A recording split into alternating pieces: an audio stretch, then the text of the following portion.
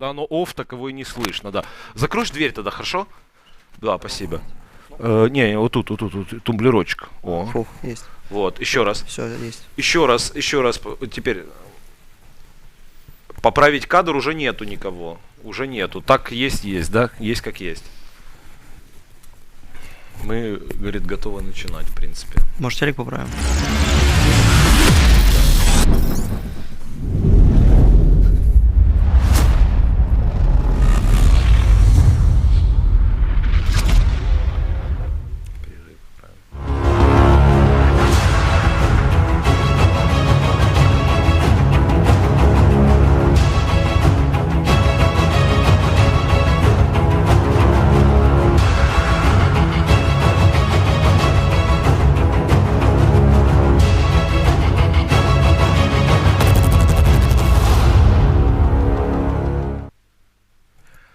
Good afternoon, everybody. So first game of the final Moscow Grand Prix will be played today, and I hope you enjoyed the video from the tiebreak day before yesterday, dramatic tiebreak, which was won by Jan Nepomniachtchi, and he joins his compatriot Alexander Grishuk to play the final. So today, first game, Grishuk is white, and we do anticipate a lot of fight today. Well, Grishuk was pressing in all of the previous games with white pieces, so today should be no exception. I believe players are ready in the playing hall and we are ready in the studio, so Daniel, Yufa and myself, we will be commentating on this final. Don't see Grishuk so far, I have to say. As well in previous rounds, because probably he was the latest player who came to the playing hall. Yeah, he usually arrives quite late. Yeah, so here he is, Alexander Grishuk. White pieces against Jan Nepomniachtchi. We did our homework quite a bit to check the statistics between those two. So, well, a slight plus, if I'm not mistaken, is +2 out of 41 game, yeah, for Alexander Grishuk.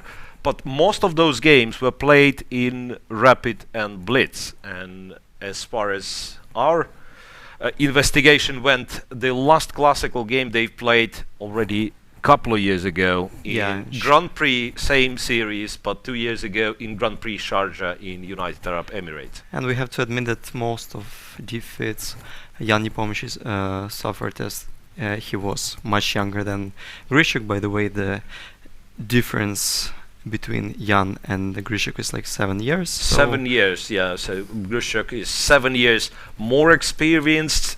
Jan is 7 years more energetic, so to speak. Yeah, so that's... So the first game happened in 2007. Probably it was a Blitz tournament in Moscow, and most of the games played between Grishuk and Nepomniachtchi were played in Blitz. But, okay, well... and in fact that there were a lot of draws, and it's like Grishuk wins one game, then Nepomniachtchi wins another. That's why the score is quite tense, like 19.5 for Nepomniachtchi and 21.5 for Grishuk. And today we should expect a real fight. Yeah, so 1 e4. Well, we were informed that 1 e4 will be played by Grishuk. We should normally expect the Sicilian Knight of Sicilian. Yeah, but he returned the pawn on a2. So probably it means that because in the games, for example, when White Ashik played with White, and if I remember correctly, the Georgian women world champion Nona Grindashvili made right, d4. So she made d4 and the pawn remained on d4. Yeah. So you mean it could be that something else. Grishuk will change the move? No, not really. d4. d4? Yeah, so probably just some Catalan or Queen Zinian, which probably Grishuk prepared for this exact Grand Prix. But Jan is known to play the Grunfeld as well. And Knight f6 is Knight coming. f6, yes. So the question will be, what in the Grunfeld? For some reason I think it will be the Grunfeld, so c4, or g6. Or some anti, like f3. f3 is the move, of course. You can also try to play with, I mean, fianchetto line, you can start with g3 here. Yeah. Well, which probably will lead to, no, just knight c3. Knight c3, the regular Grunfeld. I don't expect Jan to play anything else but d5. d5 and played. d5. So and we spent like quite a lot of time in the studio talking about, well, White's struggle to get any sort of advantage in various anti-Grunfeld lines. So Grishuk says, "Oh, okay, I might as well just play, play the Grunfeld, the real thing, instead of going for f3 or trying the English opening with 1c4. He just goes for." Well, from the games I can recall, Alexander Grishuk played with White. There was something with Queen a4 check. I mean, not here, but e4, knight takes, pawn takes. E4, knight takes, pawn takes, bishop g7, and I believe a couple of times he did play the line with Queen a4 check, which is nothing special but a bit tricky. This line was very popular like a few years ago. I mean, it might remain as popular, but I mean, maybe the peak of popularity came to 2017, 2018. Yeah, well, the thing is, it's really hard to say what is the main line. I mean, if we are allowed to say what is the main line against the Grunfeld nowadays, because as I keep saying, nobody seemed to be interested in going for Grunfeld with White, right? Knight to f3, okay. Castles, and then you have once. I believe it is castles, right? Or c5 first. C5 first is. Yeah. Well, the thing is that on the very next move, White gets to choose between like bishop e3, rook b1. Yeah, bishop e2 as well, right? Yeah.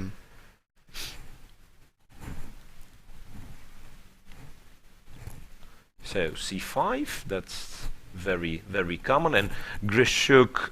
Well, he has much broader opening repertoire compared to Jan, right? So Grishuk, for instance, you are White against Grishuk, you go d4. E4. You don't really know. I mean, you don't really know what Grishuk himself plays against one d4. He can go for some sort of Nimzo. He can go for the King's Indian, the Grunfeld. But the point I'm trying to make that Grunfeld is one of his repertoire openings. Yeah. So he's ready to play this with Black, and that means he might know what are the unpleasant positions for Black. This is a very common thing, and it is really flexible when you switch between the Grunfeld and King's Indian, because your opponent has to prepare as well as third d5 as well as third castle. Sorry, bishop g7. Bishop g7, yeah. Knight c6, putting an immediate pressure on d4.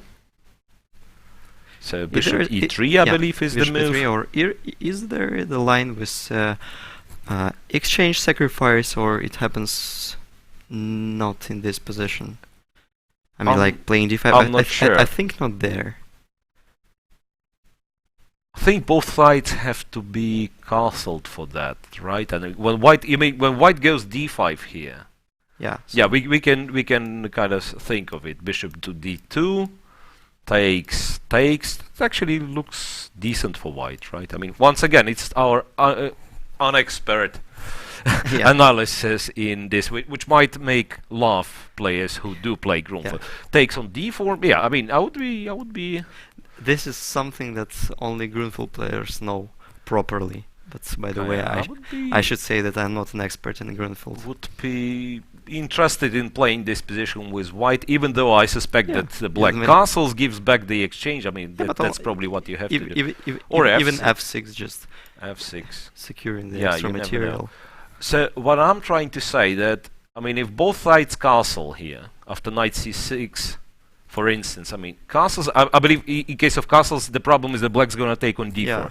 But if he doesn't, because there is a theoretical position with both sides castling, castle instead of cd4, yes, and then d5, knight e5. No, but d5 immediately. d5 played. It could be the transposition, because we were not. Yeah, Jan takes.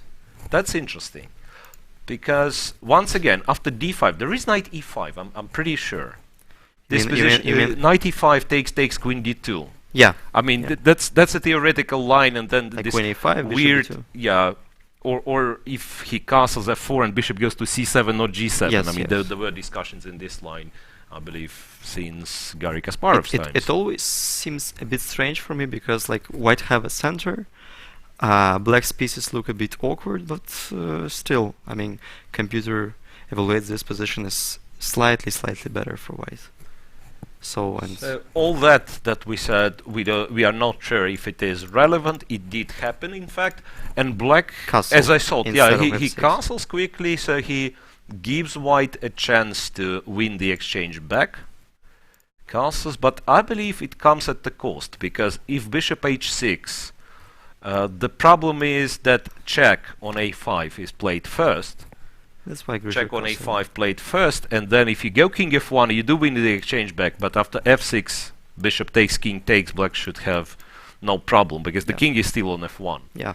Right. So Krishuk simply castles short after black castle, yeah, white castle short as well. So I think we have to recall it here, but maybe later after f6 instead of castle, because personally I don't remember the exact line. I probably saw this position. I've seen it many times, but I don't know what to do there with white as well as with black.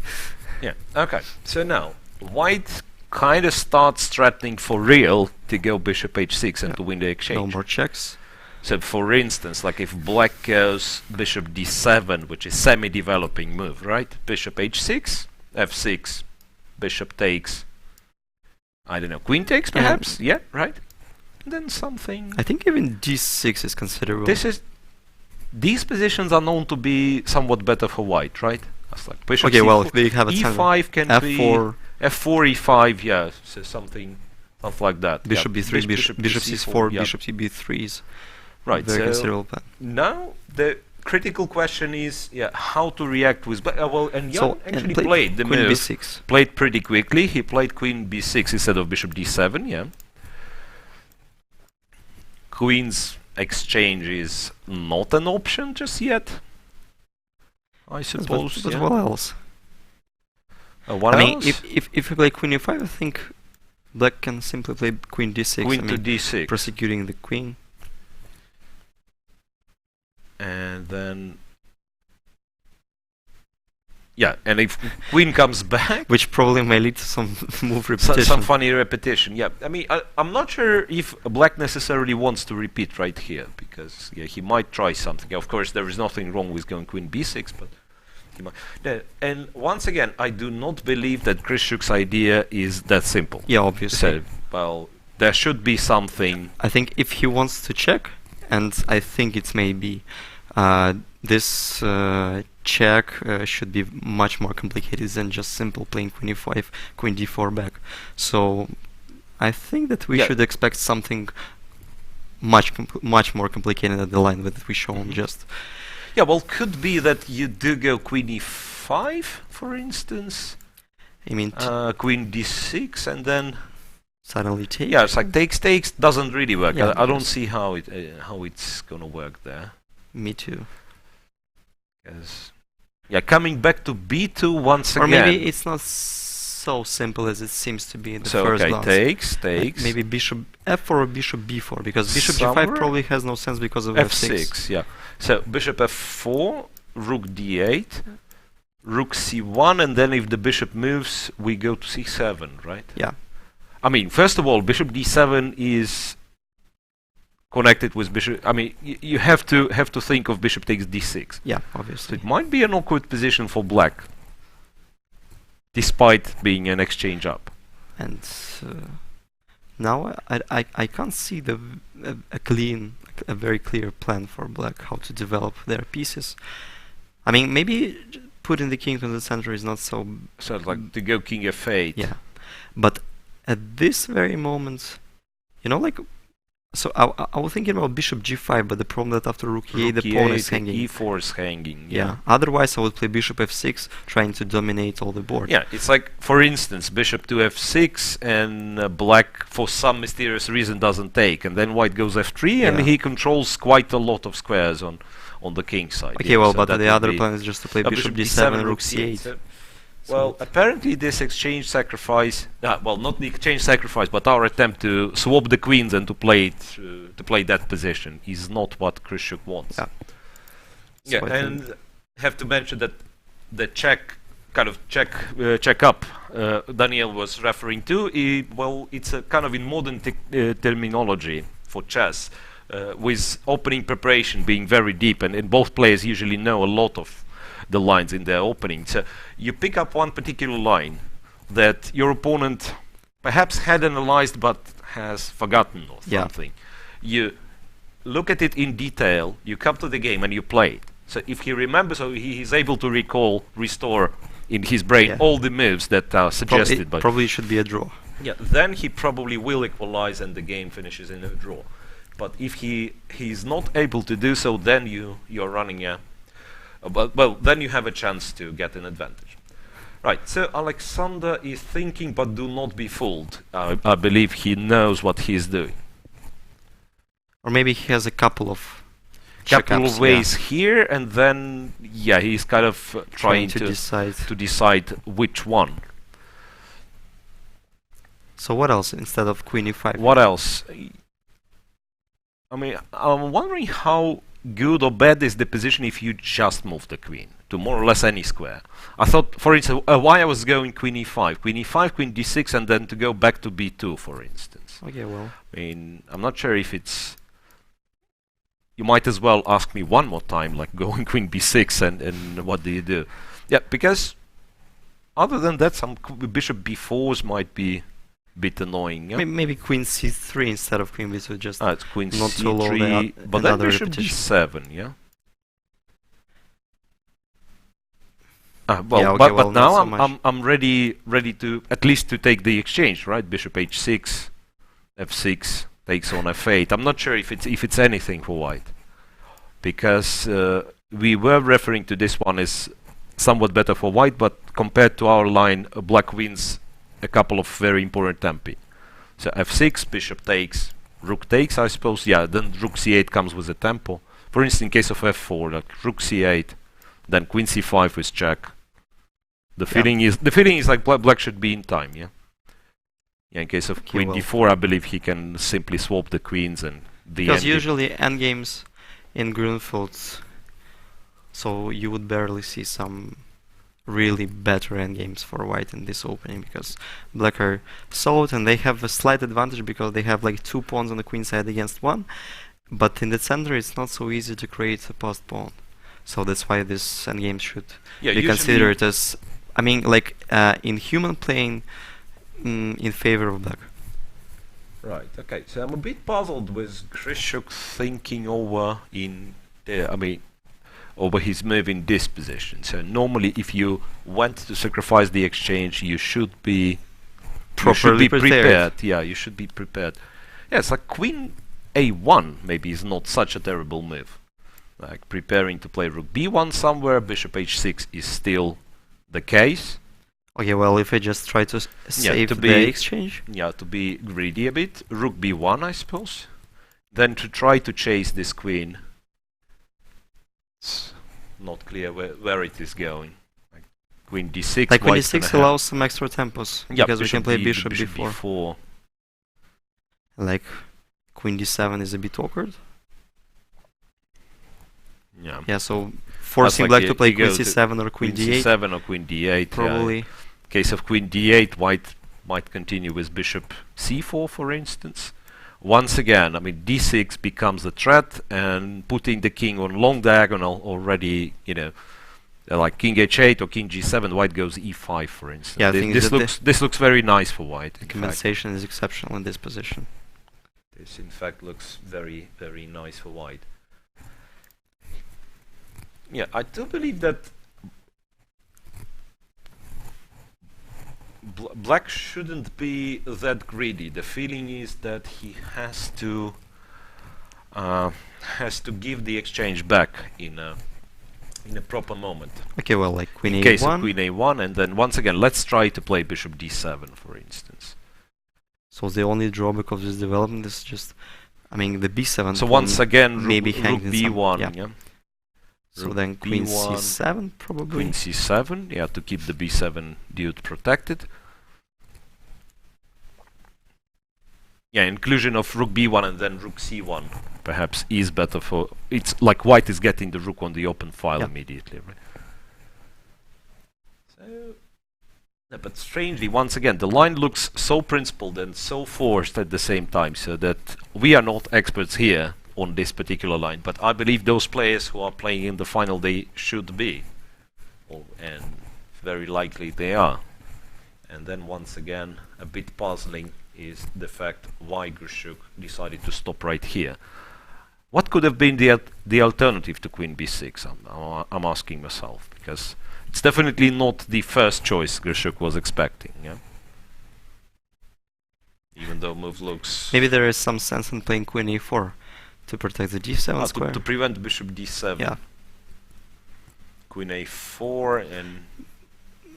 But the idea of this move, I mean... Yeah, it's like bishop a5 in some... in some positions. Like, yeah, he might try to say, yeah, you're not developing a bishop from c8 for a long while. But now this move seems to me more or less logical, because we're also playing against rook d8, bishop a5. Bishop Yeah, a5. that's an important thing to mention. Yeah, queen a4 might be a decent idea, because at least black cannot accomplish the development immediately, so he can't go bishop d7. Okay, well, if I'll try to be some kind of aggressive... Queen b2. Yeah, it's good. Like rook d1. Rook d1, even rook d1. Once again, bishop d7 is not possible. Rook d8 is possible here, though. Yep. Rook d8, with the idea to play bishop d7.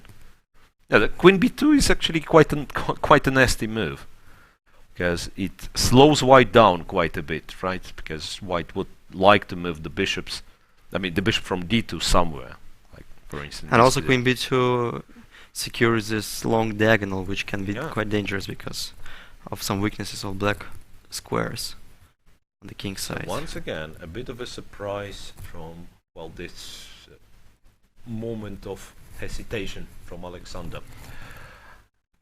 We've looked at queen a1, queen e5, queen a4. All of those moves have some point. I'm trying to find the continuation of the queen a4 idea. So queen a4, yeah, indeed. I really like queen b2 for black in this case. Yes, and perhaps we have to go rook d1. Yes, and then after rook d8, not clear what move it has to be for white. So probably we should try to chase the black queen, but it's not so clear how. Not easy to do, yeah. And bishop d7 comes on the very next move, and then white queen won't have good squares. Maybe it's time to fight back for the d4 square again. Yeah, but how not to only, do I it? mean, like queen c4, bishop d7. Bishop d7, and put the bishop on c3. Yes, but again, an annoying queen c2. Some moves like queen c2, yeah. Yeah, that's strange, because this queen... And like again, like, I'm trying to... Yeah, there could be a repetition, but as well after rook d2... It gives some... Yeah, this, or after rook d2 he can go d5. queen a4. Oh, queen a4, Queen yeah, a4. right. Yeah. That's And in this better. case... Black can be better. Yeah, because white somehow loses the coordination, right? So it like has to play few unnecessary moves. Yeah, so... Yeah, perhaps the whole queen a4 thing, even though it looked attractive, but perhaps it doesn't really work. Okay, So well, I think Grishuk will help us to find an answer for the question that appeared during the analysis. yeah, well, is it ever queen takes b6? No. Right, because Yeah, That's well, like- we are forced to play bishop c4 there, I bishop think. c4, that's... But Yeah, then, like- because once again, I thought, like, from the structure perspective, if white is in time... okay, like, if white can make two moves in a row, a3 and bishop b4, then all of a sudden, it might be not bad for white at all. He's pressing on e7, Obviously. he kind of... black's b pawns are... That's like one pawn, yeah, double pawns are of no value whatsoever in this position. But yeah, but white is not in time tactically, because bishop c4 you have to play first. Yeah, because the peculiar a3 Yeah, a3 just rook takes. shouldn't work because of like, maybe just Some move with a tempo. Rook a2 attacking the bishop. In case of bishop c4, rook a4 attacking the bishop. Yeah. Yeah. So this shouldn't normally work. And yeah, if you take b6, go bishop c4, black should be able to develop in time, right? Rook a4. Yeah, I think once they have again. just something Rook forced. a4, rook c1, and then say b5. b5. and you have to give one of those pawns, like e4 or a2. Yeah. Which is in black's favor, at least it seems so. Right, so queen b6 is not really an option. I think queen e5, queen d6, queen... Well, moving the queen here, right? Back to b2 I was thinking, but then how do we react on queen b6 once again? If black wants queen b6, if black insists on exchanging, and now and queen a3 perhaps. No, queen c3 immediately. Queen to c3, okay. So it's like, yeah. This one we were talking about, yeah? Queen b6, queen c3. Yeah, and the conclusion was that perhaps it's no longer all that bad for black to go bishop d7. But yeah, so we'll bishop see. d7 is Bishop played d7 immediately. Played immediately. So Jan decides not to try to hold on to an extra exchange, but give white a chance to win it back, but by that time to develop his pieces to establish some sort of coordination. So and this position forces white to do something immediately. Otherwise, if just black managed to put their pieces on right position, exchange for nothing after rook fc8 with the tempo, yeah, black will be perfectly happy. Bishop h6 is bishop h6 is an only move. Practically forced. Yeah, I mean he can think of bishop e3 first, perhaps. Don't know what for, to be honest. I mean just to play an intermediate move.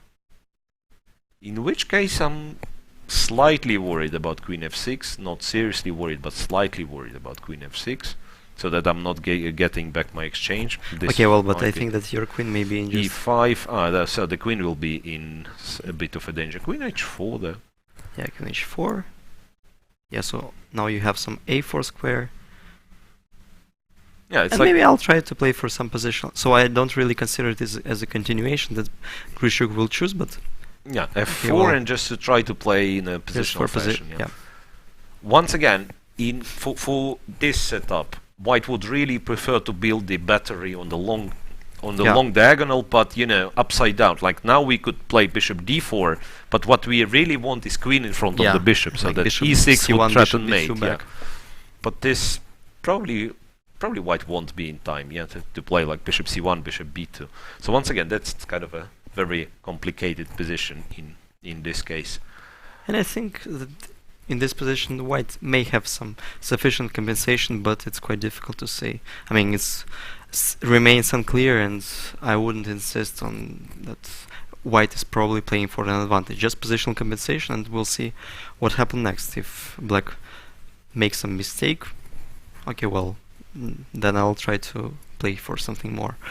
Right, but of course that's kind of an artificial try, bishop e3. Yeah. First thing to look at is, well, to go bishop h6 and to get the exchange back. Bishop h6, f6, takes. Now the question is, well, what kind of a position is that one? If white plays e5, what does black do? Queen d6? Queen d6 or queen f6. Yeah, so he has to establish control over dark squares, and strangely... yeah, first of all, black may include the rook c8. Rook c8 with the tempo, so queen goes to g3, whatever, yeah, g3 for instance. And maybe now I'm not forced to take, I can play rook c2 and just... Well, personally I don't like this kind of position. I was a bit worried about e6, but I'm not sure once again. I mean, how does that unfold? Because moving the bishop, allowing white to have such pawns, we can say it's dangerous, right? And tactically, bishop takes e6 doesn't seem to work because white has bishop d3. Rook takes e2, ed7. Yeah, it's a bit dangerous because I'm forced to play queen d8. Yeah, you have to... no, wait, I could give a check first and then it's probably just lost for black, yeah? You're right. Yeah, queen d8 check. Queen b8 check, yeah, and it's winning. Queen b8 check, yes, so it's either you letting me take with the pawn and then the pawn promotes, or I don't know what. Yeah, you're right, just winning.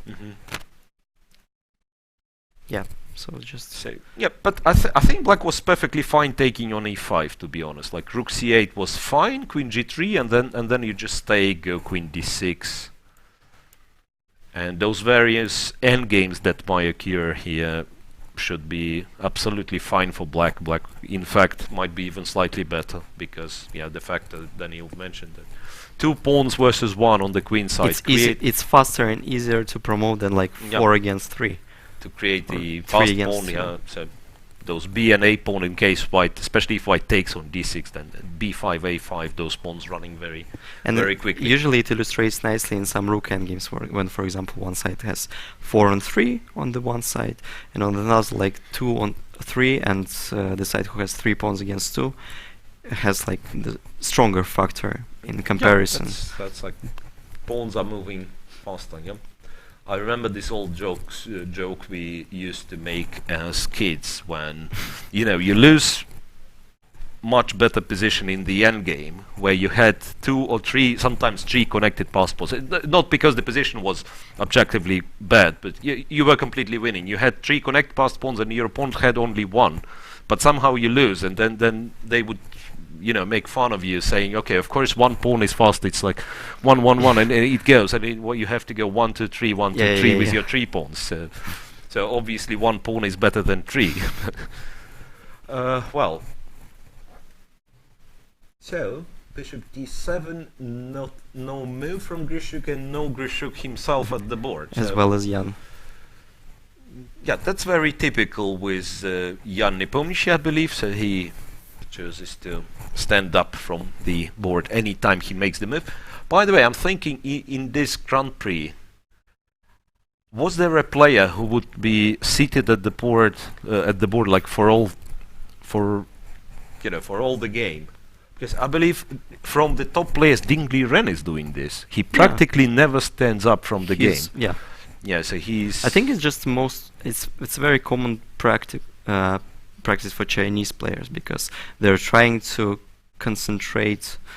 I mean, not very, watching very the other properly, games. Yeah, so well, really determined to play the game there. Maybe just, or probably it may be just a rule of some Chinese chess school. I mean, like you're focused on your game, don't pay attention to another, just not to. Yeah, it's two different. I don't know, two different approaches, two different schools. That you either saying, okay, I don't care what goes on in the tournament hall. That's my game. That's my world for another for next 3-4 hours.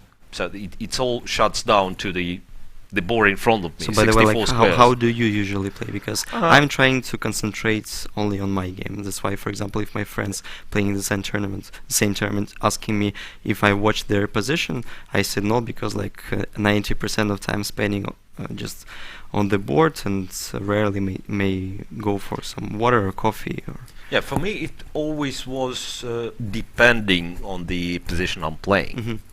Honestly, because and usually I believe that that's a very common situation. So if your position is good, then you are not necessarily good, but you're certain of what you're doing, then you might stand up, and then we are coming into a second approach. The first one's to concentrate, the second one is to kind of mix the moments of concentration with slight relaxation, maybe shift to something else just to stay fresh at solving the the questions presented to you. Well, so you come to the board, and then it's kind of a fresh situation, right? And you're trying to so now I have to find the best move in this position, and then a couple of moves later in this position. So I used to walk quite a lot during the games, which is not necessarily a good thing to do. Yeah, but regarding to the world champions, as I remember, I think Capablanca or Lechen were the first two players who didn't spend that much time seated at the board. Yeah, sitting in the board. Like, I believe Botvinnik was teaching us all that you have to sit and you have to use time of your opponent. And also I know that he prohibited his students to play blitz before some age, like 12 or 13. There was a lot of games which a lot of rules from Botvinnik period, Botvinnik school, or let's say rules that he made for himself that now sound like non-realistic, some archaic, and sometimes funny. Like Because chess is changing and yeah, everything's changing. The life sped up so much that So one of the advices from Michal Botvinnik was that you should not play more than 60 games a year, 60 tournament games. And then if you check top 10, those guys they always play. It's Yeah. like throughout the year, the calendar is such that they are playing 150 games But possibly. I think this rule doesn't include Rapid and Blitz game. Yeah, well, because he was Because he- completely against Botvinnik it. was against it. Yeah, it's like this is not chess, period, right? Well, but now I believe we enjoy. Yeah, it's difficult to imagine the chess world without Blitz and Rapid, because I think nowadays Blitz and Rapid makes chess more popular Yeah, and entertaining. entertaining for that's, spectators yeah, as I well as believe for players. It gets better and better. It gets more and more popular. Those shorter time controls. So, empty board. Nothing Only on the one board. game. Yeah, not the not the board is empty, but the table. So both chairs are empty. It looks like the game was already played, but players forgot to set it up for the next one.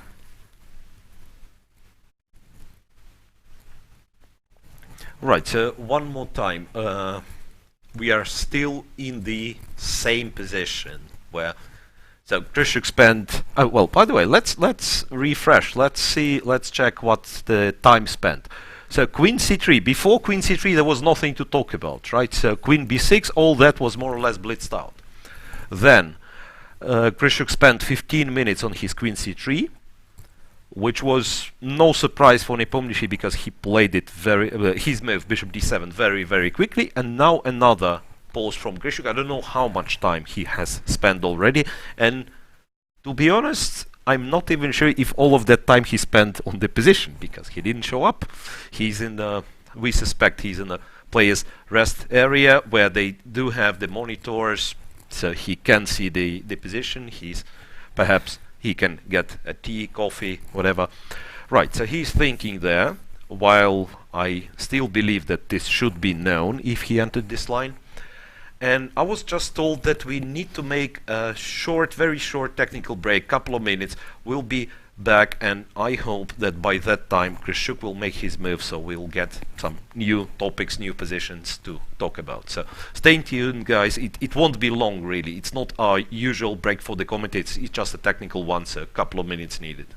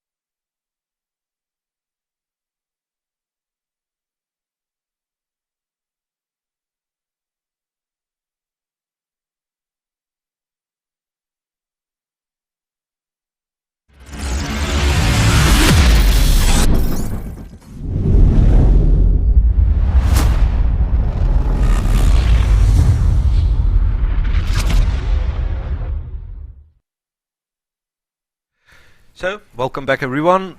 I hope we fixed what needed to be fixed. And first game is in progress. Alexander Grishuk is still thinking in the opening against Jan Nepomniachtchi. Somewhat unexpected development of this game because it was, I believe it was Grishuk to surprise his opponent, or he was hoping to surprise his opponent, but Jan reacted instantly, and well, we commentators, we cannot really see the way for white to get any advantage, not a substantial advantage, but any advantage. And moreover, Grishuk is still not back at the board. So our conclusion was that white has to go, not bishop e3, but white has to go bishop h6 immediately to win the exchange back.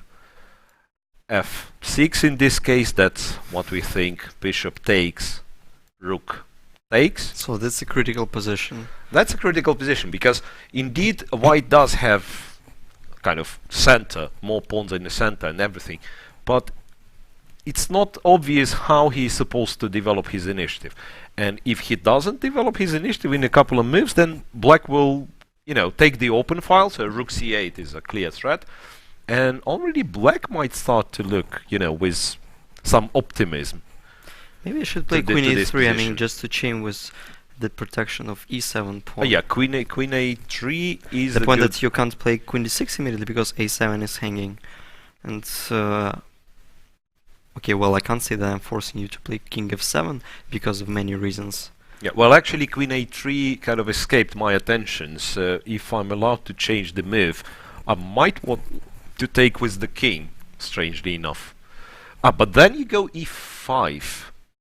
And it might be, no, e5 black takes, yeah? So I thought e5 black takes, queen takes, and there is no queen d6 for an obvious reason, queen h8, right? But you have queen f6, which should be fine. But well, I think that the line doesn't end on queen f6 because now I have queen c7. Queen c7, so you might annoy me quite a bit more. So after e5, once again, changing the mind, rook c8 first. So if rook c8 first. Queen g3. Well, actually, queen e3 doesn't really change much, right? Because at some point I thought queen e3, and maybe it's awkward for black to take on e3 because the f file is gets open, but black doesn't really care. Black takes on e5. Yeah, I mean this might be something. I mean, but maybe queen e3 we don't know, kind of forces to take on e3. Sorry, black can take on e5. Yeah, I mean, yes, obviously black on can take on e5. Because if you take on e3, I have some idea connected with playing e6 there. Yeah. And then suddenly I may G4, have E4, something. So I may. Yeah, here it's once again get some fruits because of this f5 pawn. Yeah. So this might be not all that pleasant, but after queen e3, black might as well just take on e5, so it's no different. And in case white takes, now queen f6. Yeah, so you just gain the tempo. Perfectly fine. Yeah. Well, like if I try to. Probably f4 is what you have to try, right?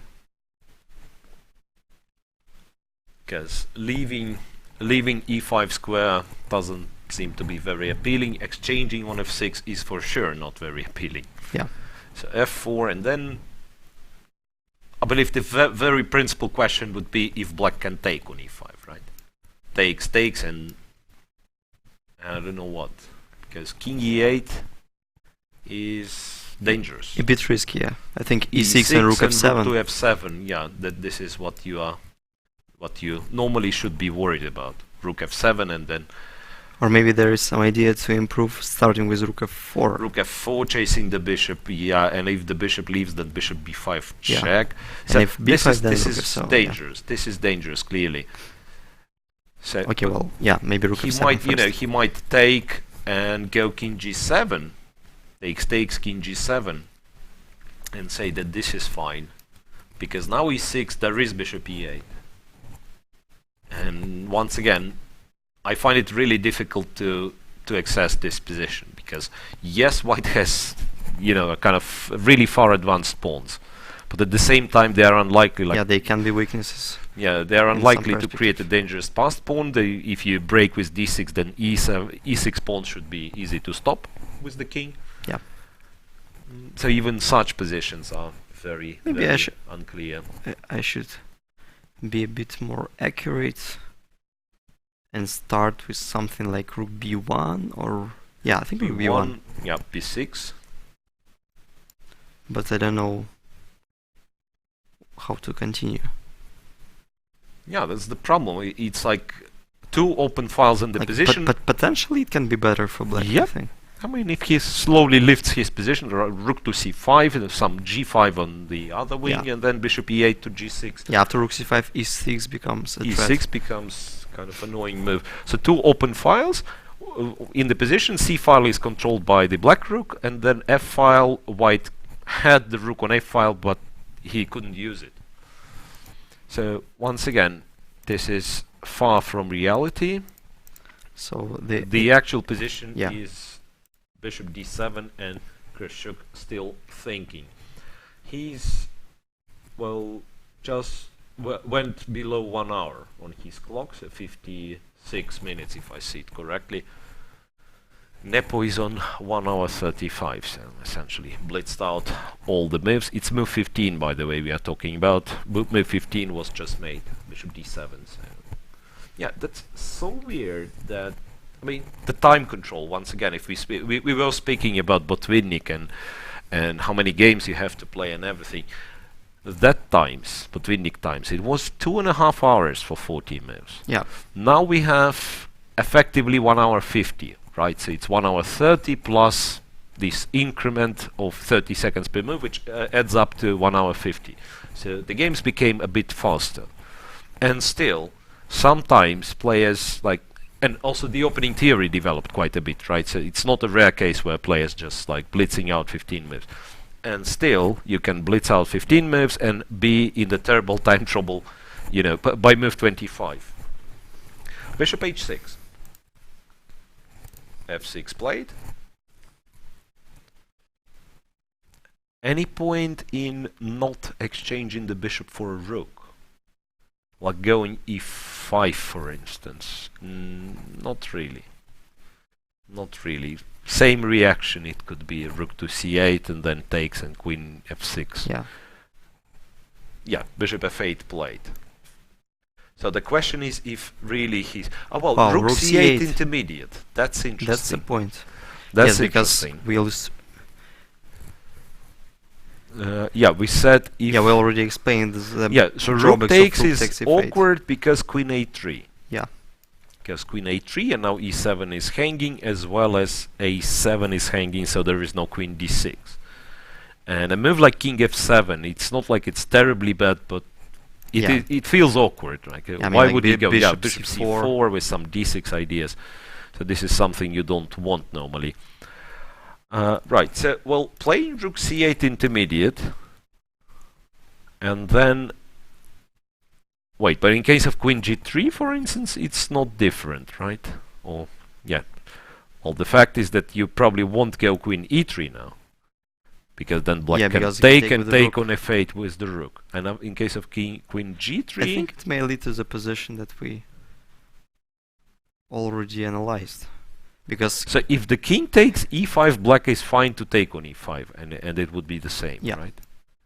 Yeah, and if rook takes, we just transpose to the line, and there was no sense of playing rook c8 because I can just go queen e3. Here it's a clear transposition, yeah. So black went to c8 and then took on f8, white went to g3 and then to a3. Yeah. So the idea of rook c8 is, of course, to take on f8 with... Now it became clear. To take on f8 with the king, yeah? Yeah, so king f8 is most likely to be played there. Yeah, well, first of all, he didn't play. Yeah, he didn't play queen g3 just yet because what are? Wait, maybe is bishop c4? Is bishop c4 a move? Okay, well, I mean, it's like self-pinging never was a good idea, but yeah, you take and then yeah, queen d3 I thought, but once again, it's really awkward. No, it doesn't make sense. I mean, probably the queen g3 is the only move that keeps an idea to play queen e3 after rook f8, and also has an idea, I mean, some idea... Supporting e5, yeah. The other option could be queen d2. But I'm not sure if the queen does a lot on h6. Yeah, but then black then you're free to take with the rook as well. Yeah, and let's say... Yeah, rook c1, you still can go rook c8. Yeah. Yeah. Okay. Well, another option is queen d3. I mean, queen d3. the point that if you take with Yeah, so king, same. If rook takes, we always go queen Yeah. a3, right? If the king takes, maybe rook b1. rook b1 to support, yeah, to control the b1 square to support the rook on b1. Yeah, makes sense. So after queen c7, for instance, Maybe something simple like queen e3 or queen d4. Or maybe you know, h4 shouldn't be that bad move. it's like if white would have a luft for his king already, for instance, h4, and then black somehow, yeah, I mean, it's not easy to pass for black, b6, right?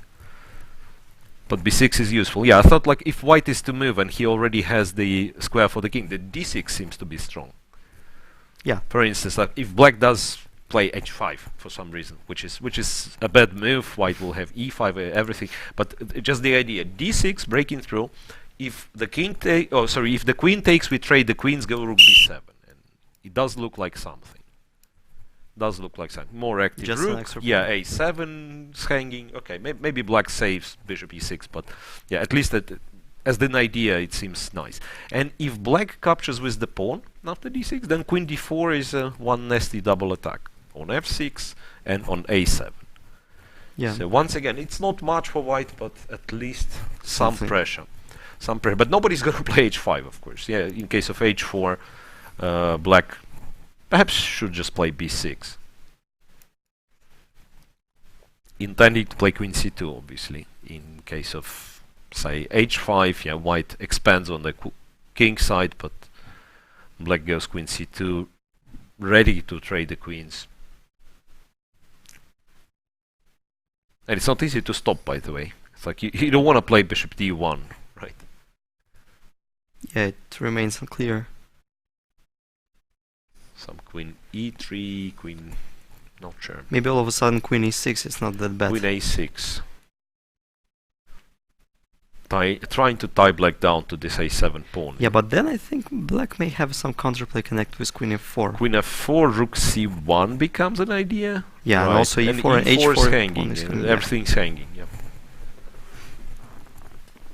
Okay, I see the variation. I see the line where white may lose by force. Playing queen b7, then check. Rook c1, Take, yeah, takes. take, and there is no bishop f1 because Yeah. bishop b5, yeah. okay, well I can play king h2, but at least black have a draw. Yeah, black, well, definitely has a perpetual after queen c1, queen f4.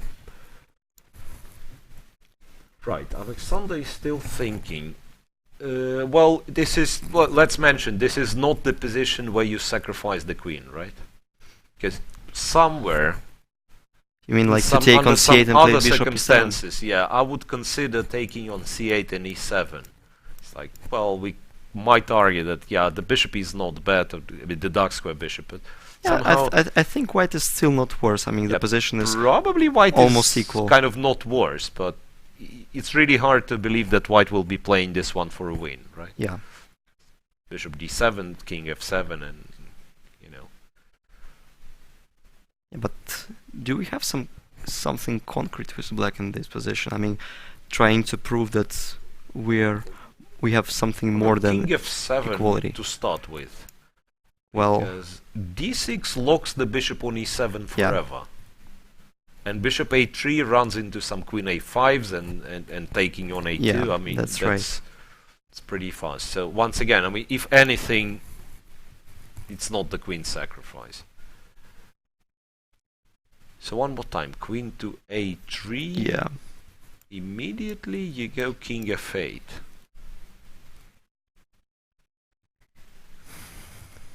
Once again, those back rank problems are not pleasant, right? And surprisingly, that it's not so clear which pawn to move. I mean, like g3 has some drawbacks connected with some Yeah, bishop bishop h3 h3. issues. h3 also has some drawbacks because there, in some point, may be no defense against some perpetuals. Yeah, like queen c1, queen f4. Yeah. Yeah, Yeah, f1 yeah. The is situation not is moving. not ideal. Yeah, and moreover, black is sort of threatening queen c5. Yeah. That's sort of a positional threat to go queen c5, so that to secure the file, the c file, and yeah, queen's exchange practically never a good idea for white. But at the point, all moves made by Nepomniachtchi were very, very logical. I mean, like queen b6 obviously is the most natural because, like, being an exchange up, our plan is to keep less pieces on the board. I mean, yeah, obviously you want to trade something. Trade the queens. Yeah. So then, So after queen c3, bishop d7, fine. Bishop h6, f6, practically forced. Yeah, and rook c8 is Takes very rook logical. c8 I mean, is something you're looking at. Yeah, absolutely. So I would be surprised that rook c8 wasn't Prepared by Grishuk, yeah. prepared during the home analysis.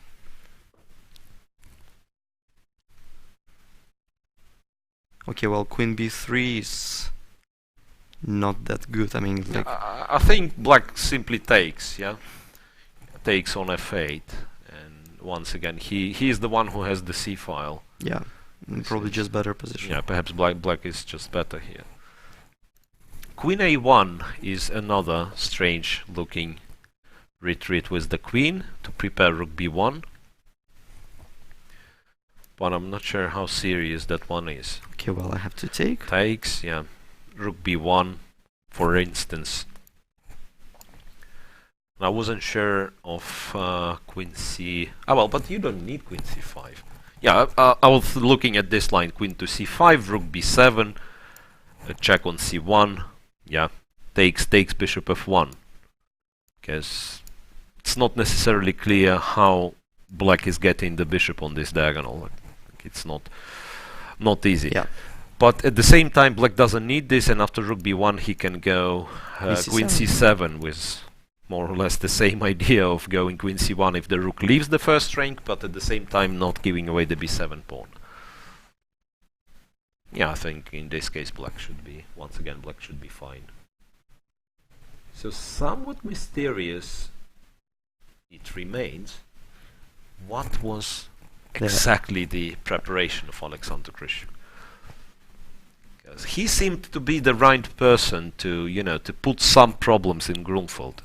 He is known to be a decent theoretician, and he placed the Grunfeld himself, so he could pick one of the lines which look unpleasant for him and test his opponents in it. But so far, he seems to be the one who is tested. Okay, rook c8, right? That's the position. What was the best try we had? Queen g3, king f8. We've summed up that after queen g3, king f8, e5. Ah yes, so black e5s, yeah, like takes queen f6.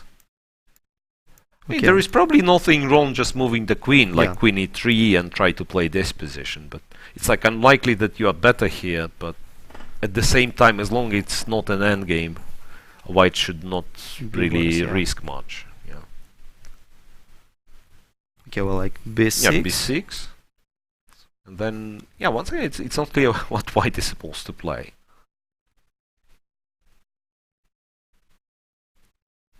Because normally you should try to advance your majority, which is pawn's majority, which is in our case white's king side. But yeah, moves like h4 do not make all that much of sense. So just this looks perfectly fine for black.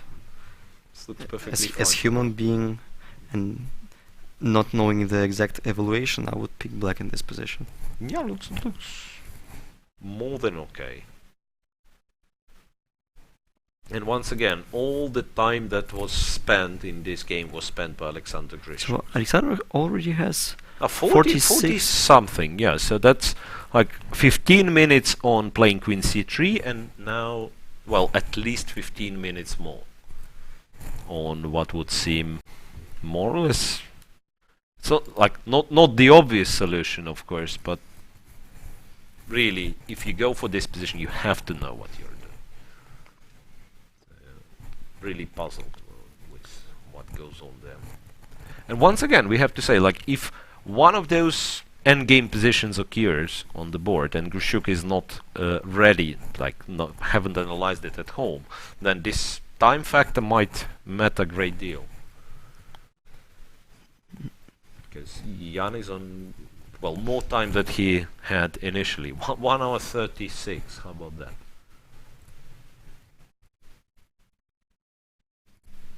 A deep preparation with Nepomniachtchi, for Nepomniachtchi. Right, but on the other hand, I'm still trying to recall. Yeah, I but mean, how do they get this? Nothing very surprising. Could it be that castle is normally played first? I mean, that's because, yeah, just I do believe that this is a theoretical position. Castles, knight c6, d5, knight to e5, takes queen to d2. For some reason they go e6, f4, and put the bishop to c7 once again, That's not to g7 but to c7, and then it's only starts here. Yeah, then it's only starts here. Or to g7. No, here I think was. No, wait, but because I'm I'm wrong. Yeah, this is the whole point of bishop c7 is that you cannot play c4. Here you just go c4. You're much better. So, but this is how the brain of chess player works. You see, I mean, I do not know the line, I do not remember the line, but just some similarities. And sometimes you would go for what you think is correct, and this is rubbish. If you have no knowledge whatsoever about the position, you would play better. But you know, that kind of false information. It's like it's a very common risk of playing forced lines, because like you may know that for example 25 moves, but then one you forget, which is very important to know, and all of a sudden your position becomes just it's once again becomes very, very dangerous. The price of what kind of price the value of mistake, the value of each mistake, because in Queen's Gambit Declined, in some say Lasker variation, you play not the most precise move, and instead of position being absolutely equal, you get slightly worse position. But in really sharp lines, and once again, like bishop g5 Kronfeld, this poison pawn variation, you slightly confuse something and then you're lost. Yes, like lost immediately. So in one position it has to be knight b to d7 first, in the other position it has to be bishop b7 first, and you confuse them. You think, okay, anyway, I'll play this on the very next move, and you practically stand no second chance. Concrete variations should be properly analyzed and played by the players, otherwise there are almost no sense in it, because like if you do not know the exact theory, the exact ideas. Yeah, well, ideas is the key, I believe, is the key word, because it's very hard to memorize, just to memorize all the lines by heart. Well, yes, because like the usual way to always you go and confuse something, right? So my point was that you try to understand. Okay, now he goes there, and I have to play. Well, referring to my Grunfeld, to my Najdorf example. Like now I have to play knight b to d7, for example, because of that and that. Yeah.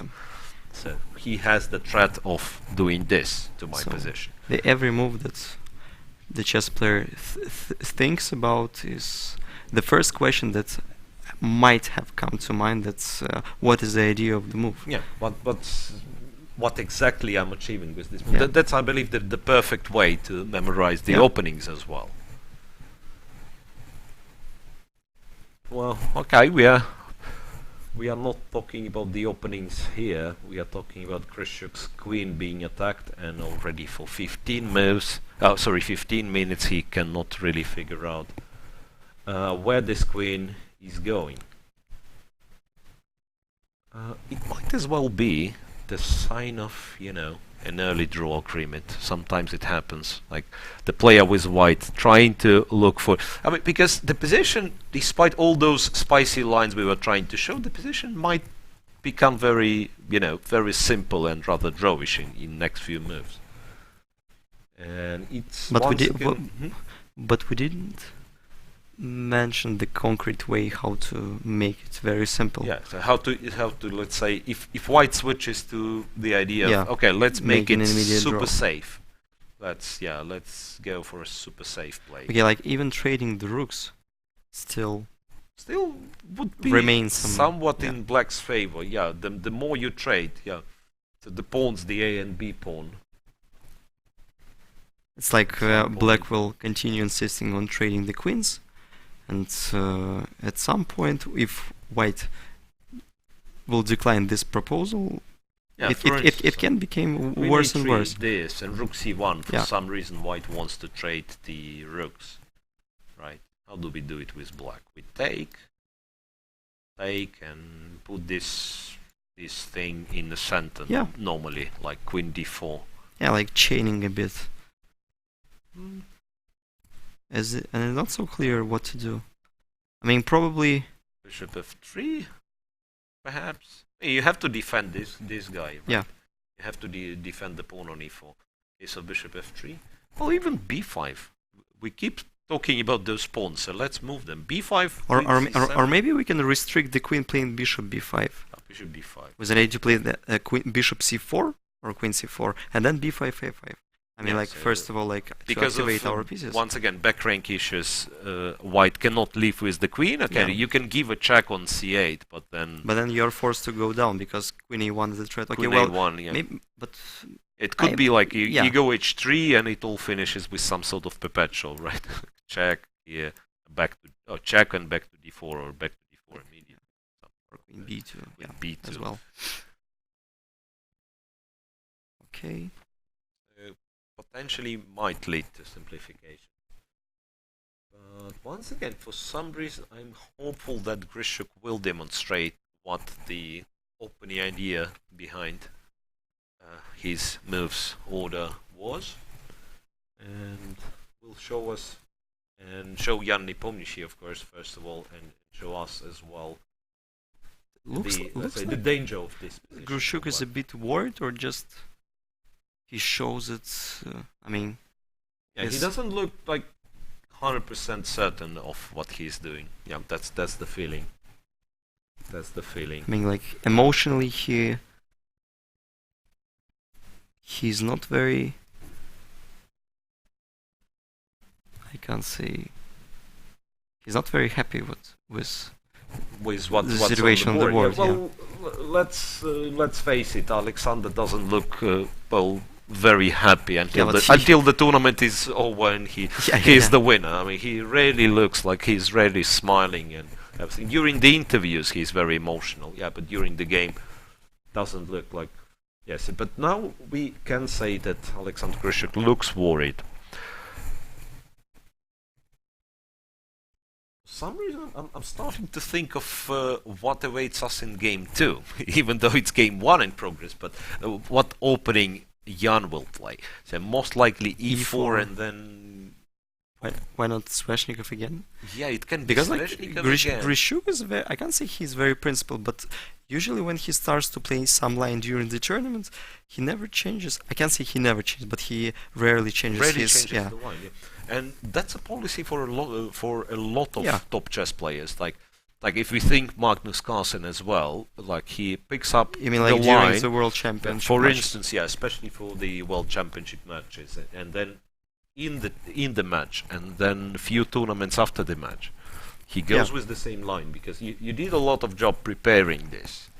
And also, And- if it works well for you, why not to continue? Because like Magnus has won a match against Caruana playing Sveshnikov all the time. Like probably he won one rapid game. I mean, they were all draws in classical part, and probably he won a single game in the rapid part of the match. With black. And Indeed, Grishuk and playing d4, like the only draw was against Wesley So in classical part, but the other two games he played with white just worked well for him. Queen Queen F3, yes. the move we didn't look at Yeah, all, and probably. a very clever one now that I realize, because you, might be not very happy taking with the king because e5. Yeah, but I mean, at least there I is. think we checked it in some lines. I mean, like, or probably not. Nah, this one I don't think. We were looking at Queen G3, Queen F3. Of course, yeah, you normally don't like to take with the king, and otherwise it sort of forces black. I mean, if you take with the rook, then it forces this position, which for some reason we thought should be good for white. So well, that one we simply missed. Okay, Queen F3. But I think Nepomniachtchi. Nepo should know. Yeah. 20 2 minutes. 21 minutes and 50 seconds was spent on queen retreat to f3.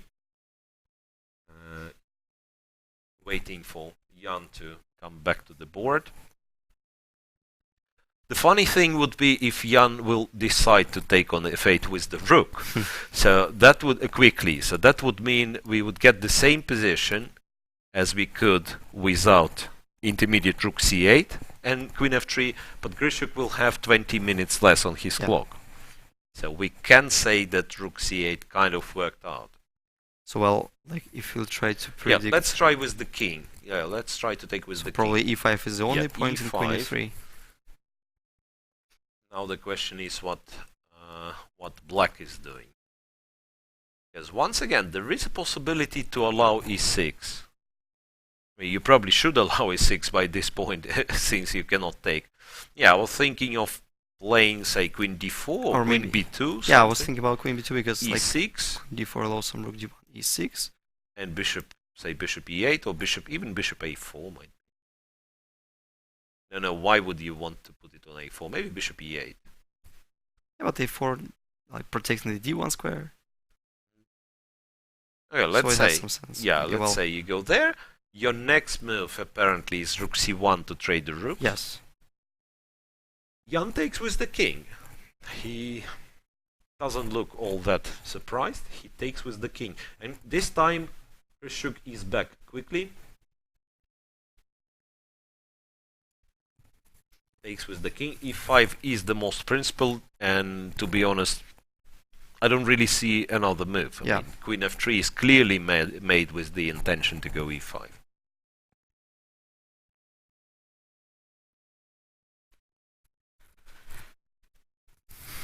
e5. Yeah, by the way, after e5, can he try to play bishop f5? Yes, I was thinking about it. Bishop f5, because g4 is sort of double-edged. Or maybe it isn't. You go g4, you go d6. Yeah. Maybe that's the problem. So with bishop c2 White's and main then idea d6. is to explode the king side. Yeah. And bishop c2 is not the move that you really want to make. I was thinking of that bishop on c2 might not be placed that badly, because it practically shuts down the play for white rook. So, well, no rook d1, no nothing, and rook on c1 is not doing all that much because some queen b2 will come. But d6 is very annoying. Then the king is left open, while white king is perfectly safe on g1. Right, so e5 played. Then this is perhaps the first critical test for Nepo's preparation. Right, before that he was doing everything fast. Queen b6, I suspect, was prepared at home. Yeah, 3 seconds spent on queen b6. After queen b6, all the moves he was making were logical. Some of them were forced as well. So I'm starting to think. I mean, is there any other threat instead of e6? Because taking on f6, black can take. I think take with the queen.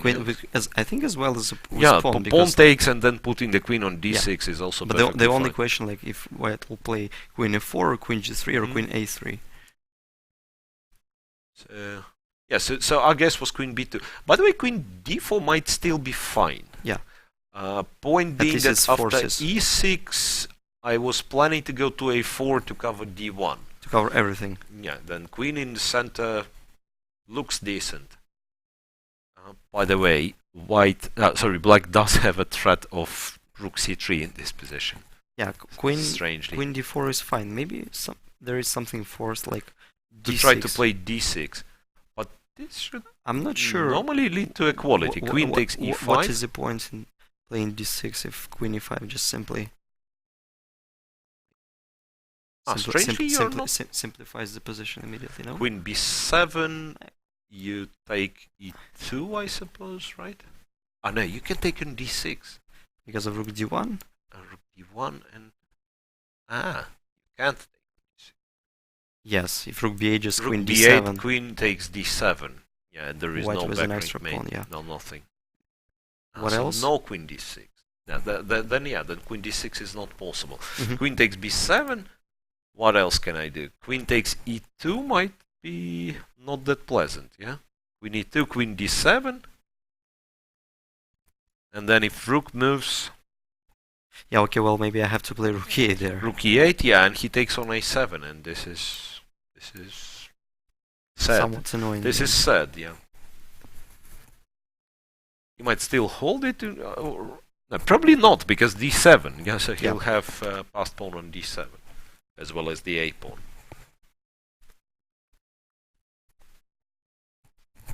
Right. What else? So b7 is hanging, d takes e7 is hanging. Not much. You have to take on e5, yeah, and then queen b7. Yeah, this actually looks very good for white.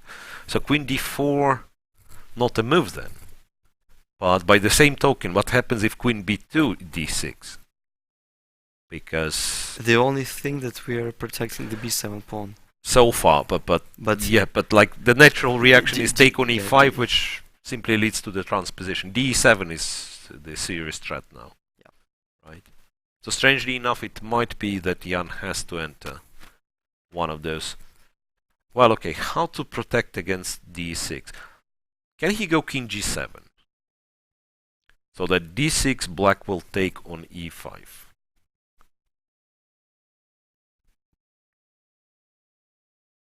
Unpinning the f pawn, as we said, in case of e takes f6, black is ready taking anything. Yeah, takes. Rook e8 or queen f6 maybe.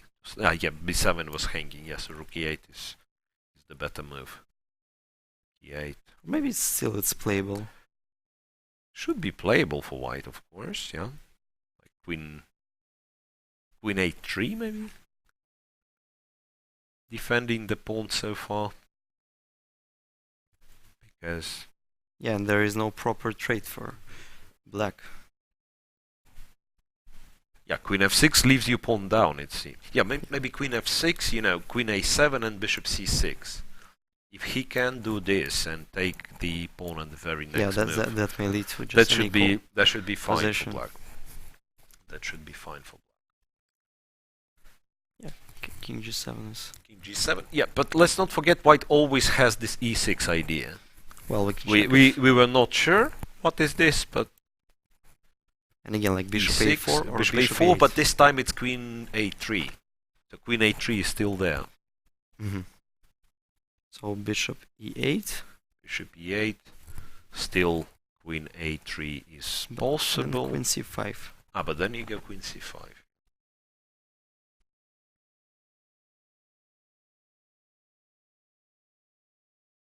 Yeah, this one. So if black manages to play queen d6 and then start to push pawns, like b6, rook c5, yeah, looks decent for black. So yeah, his king is still on f8.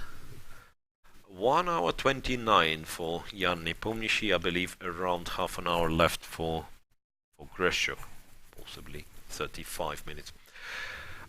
Yeah, we are reminded of the Elo ratings of the players. That's a funny difference of 1 single point of Elo in favor of Nepomniachtchi. Those two, by the way, are at current stage are 2 highest rated Russian players, I believe, playing so in today this tournament. We see them, I mean, maybe the strongest chess games in Russia. Yeah. Well, Artemiev is quite close. The one, Artemiev is improving, and I think he just recently entered the top 10. The top 10, yeah, without playing. I'd say. I think it's because Nakamura. Because Nakamura decreased his elo and a little bit by making 2 draws in classical chess with Dubov, I believe. Yeah. Yeah, and the closest to Artemiev is probably Dominguez, who performed really well in Russian team championship. That's funny. Dominguez, who represents United States, by the way, recently. So he switched the federation, and he increased his elo in Russian team championship. And you know, like if a funny case may happen, like if Dominguez will reach that rating that would be higher than Nakamura and higher than Wesley. So, but probably he's just already higher than Wesley. So now he may be just number 2 in the United States after Caruana. Yeah, well, speaking of United States national team, I mean, they do have fantastic team for Yeah, just incredible. upcoming Olympiad. It was already like super strong and everything, but it didn't seem to be like all round. So they had three prominent players. Yeah. Hikaru. Caruana Well, and perhaps we should mention FIDE first, then Hikaru and Wesley So, and fourth board was always shifting. Yeah, Yeah, at some like at some Shankland, point. Robson. Yeah, at some point it felt like Sam Shankland should establish himself as board number 4. Then Ray Robson had like a very good season, and he was board number 4. Anyway, but now with the addition of Lenier Dominguez and then say Shankland as Yeah, the so they made as just an the all-star team. yeah, that's absolutely incredible. They should be, first of all, should be top rated and all the chances to to win the next Olympiad. Yeah, by the way, the Russian average, the Russian national team average elo has decreased because Vladimir Kramnik retired, as I can say. Well, we at least that's the information we have, because there are rumors that he will come back at some point. You never know. Yeah, as of now, we do know that Kramnik is not planning to come back to competitive play, at least under classical time control. Yeah, and up to now, the most experienced like Russian national team players are Grishuk, obviously, Yan Nepomniachtchi, I think Peter Svidler Yeah, as well. Recently not making it to a national team. That's also funny. Yeah. The fact that Svidler is like 8 times Russian champion and he's not even on the list. I mean, I believe last time he played was team Like championship. Yeah, was team championship hunt is that's a couple of years ago. Yeah, he was playing board 1 and I think made all draws something. Right, but Russia has new players. Artemiev performed incredibly well on last World Team Championship in Kazakhstan, which was March this year. They won gold, and he won. I mean, he scored massively on. Yeah, he scored like 6.5 out of 8. Yeah, or probably just something. Yeah, like +5. So something has to be done if Russia still hopes for for good results in team chess. Yeah, but something has to be done about Karyakin, first of all, who seemingly is not in the top form, still cannot get at that level he was when he won the candidate. So something happens to. But Jan seems to show much more stable results. Yeah, and also we have a lot of hopes on Vladimir Fedoseev and Daniil Dubov. Yeah, so too. Who already played like a couple of tournaments for the Russian national team. Right, so obviously Russia does have a strong team no matter what, right? It's like it was in, I believe in Hunte Olympiad, the previous, not the upcoming Olympiad 2020 that's going to be, right? If I'm not mistaken, like the 1994 Chess Olympiad, where 3 teams were represented by Russia, and at some moment of the tournament, probably the 3rd team was higher than the first one, where probably Alexander Morozevich and other like Vadim Zvyagintsev and other players played for this like 3rd team of youngsters. Yeah, but I thought it was later actually. Or maybe 1998. Yeah, some of these years. Yeah. So that means, once again, if we would think of team event which is played like on 20 boards, then of course, well, you don't need 10 boards would be enough to say that Russia is favorite forever, right? Because really a lot of grandmasters on like very top level and close to top level. And nowadays, if you think of other countries, it's like, well, in United States you do have, I believe, 10 players which would be like not really mismatch the team, right? Like Ray Robson, we can think of, well, Sam Savian possibly. Then you have experienced players like Akobian Onishuk. Yeah, also China. China. Well, perhaps up to 10 players you can find, and India. Well, there will be difficulties. Yeah, it will really depend on those super young talents who are given credit, who are indeed very strong. It needs a couple of years just to estimate the. Yeah, to see really what's going on.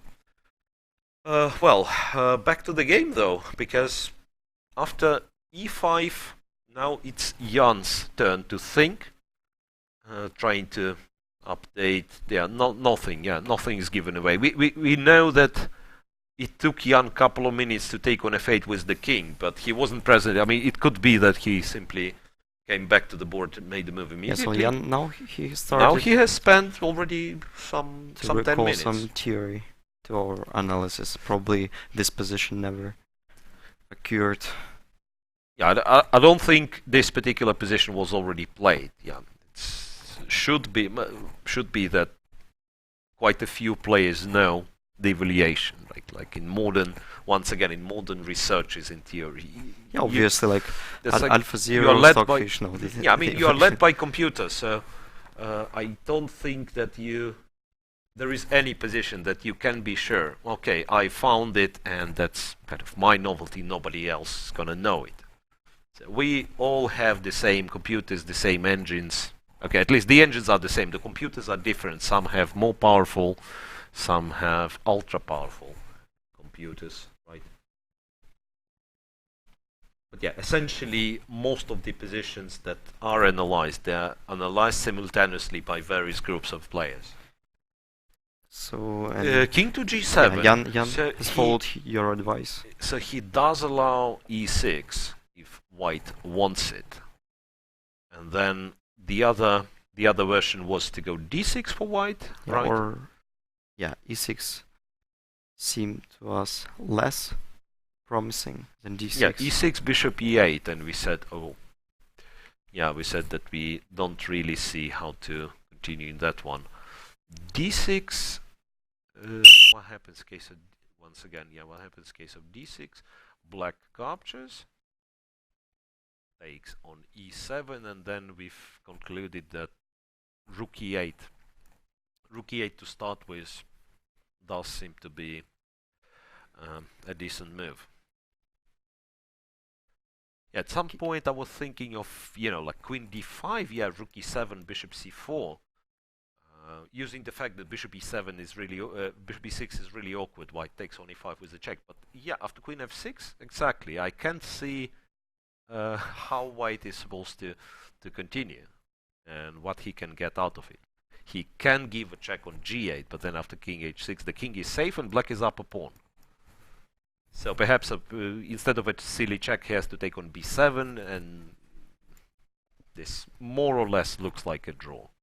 Bishop e6. Yeah, I mean, like. I mean, if you want to eliminate all the danger, I believe bishop c6 should be a decent move. But if you want to eliminate all the danger, you just go bishop e6.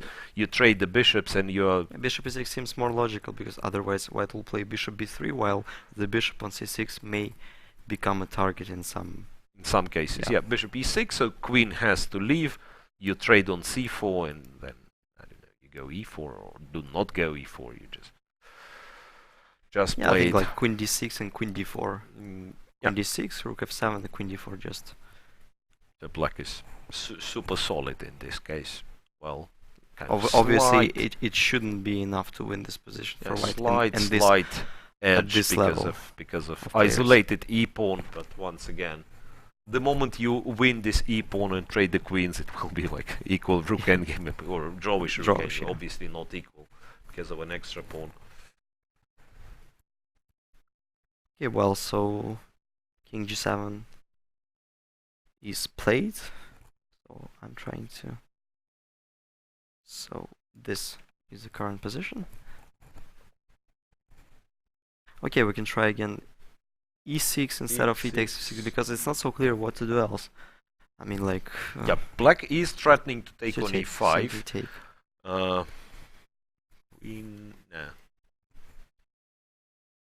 No attractive move that I can see. Yeah, well, so okay, let's check e6 once e6, again. Bishop goes to e8. The problem with bishop a4 we've already mentioned. It's queen a3 double attack. The bishop is attacked and the e7 pawn, so that's something that black certainly doesn't want. Well, bishop e8 seems to be fine. Then queen a3 is met with queen c5. And it's really hard to imagine white being better in this case. Yeah? Simply not. I think now it's time to start. It's time to start thinking about inequality. Yeah, and if not queen a3, once again, not clear. How do you? Yeah, well, essentially, it's not easy to get the rook in play, right? Rook d1, hoping to. Yeah, then once again. Yeah, I think we just made the conclusion that queen d6 queen d6 should be controlling fine. Everything on the board with a very clear plan, while it's not allowing black to play b5 and a5 can be dangerous. Yeah, so this seems to be very, very solid for black. Once again, one of the possible ways of improving the position could be going g5, bishop g6. We expect d6. Yeah, d6 looks e5. more logical, but then at the same time it leads to simplifications. It seems rook e8, and then what was our line? Queen d5 or queen a3, right? Queen d5. Queen a3 we also tried. Could be something else. Wait, queen d3. Don't know what does it do though. Queen d3. I mean, yeah. If rook takes, I was hoping to go rook b1, and maybe wait. Maybe bishop f5 is the actual move. Yeah. Wow. Bishop f5. Just winning. I mean, I'll have to take on b6, go rook b2, but it's pawn up for black. Yeah, that's pawn up for black. Then queen d3 is pointless because, yeah, the whole idea was to go rook b1 and then. And I think as well, black may start with bishop f5. May start with bishop f5. Okay, not allowing queen e3 is better to take on e7 immediately. So if not queen d3, I'm trying to recall what we analyzed. There was one line we were looking at. If white goes queen a3, black plays queen f6. I'm not sure how. I mean, till what degree he's forced to go queen f6. But if he wants to, he can go queen f6. Queen takes a7. I don't see the way to protect e7 pawn any longer. Yeah. So you take on a7. Black plays bishop to c6, and then captures e7. The next move.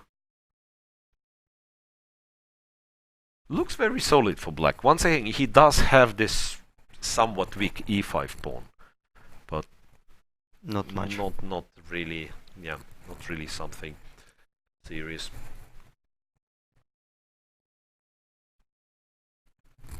So time for Krishuk to make a move.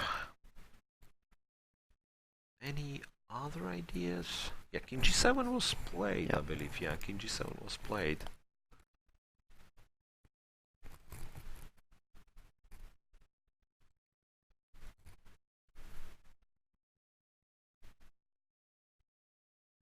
So one more time. No d6. ideas.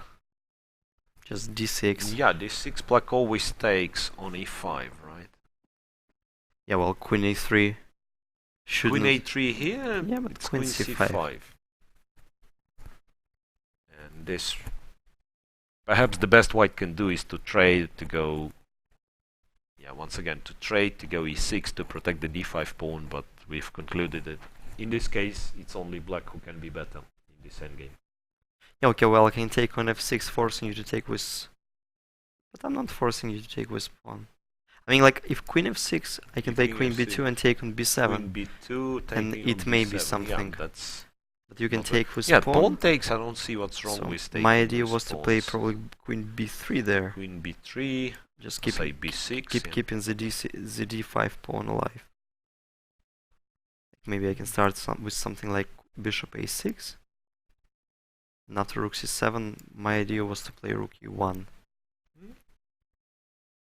Okay, well, first of all, yeah, queen a5. Queen a5 double attack. Yeah, but there is rook e7. Yeah, rook e7 and no, but then I mean, probably just doesn't work because of rook e7. King goes and d6, right?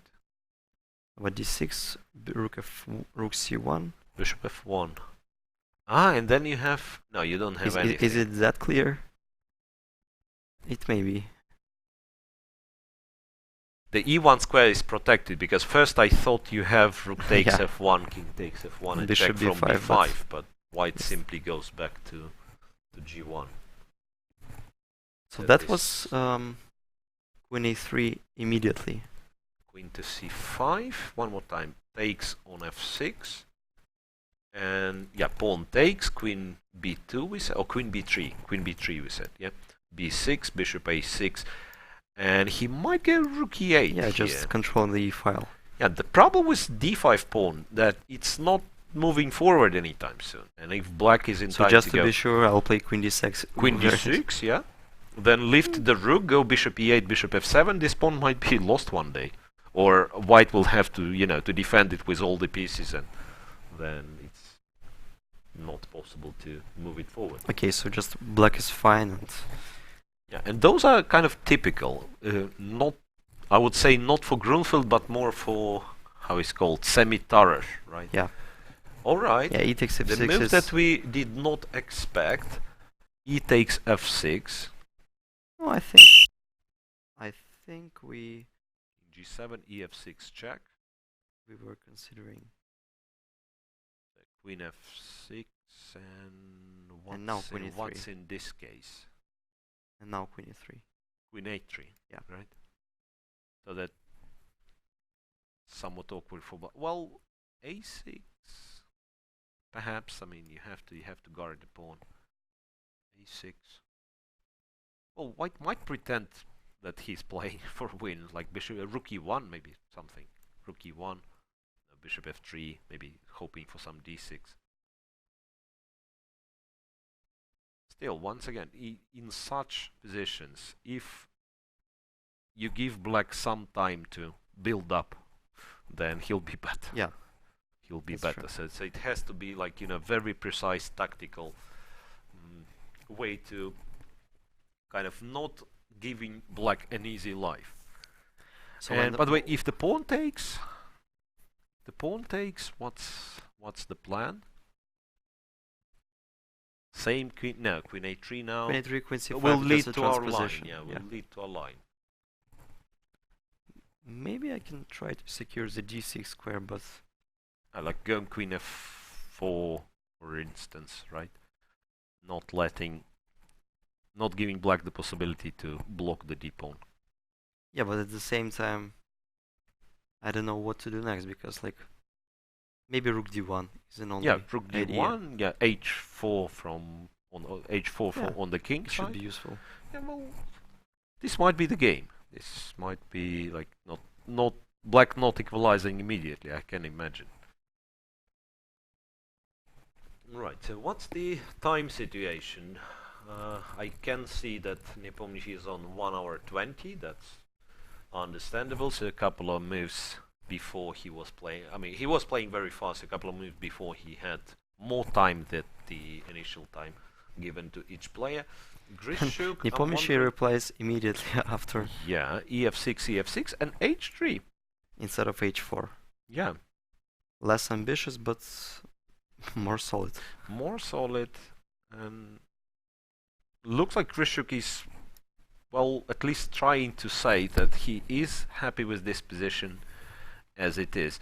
What's his reply to queen d6 though?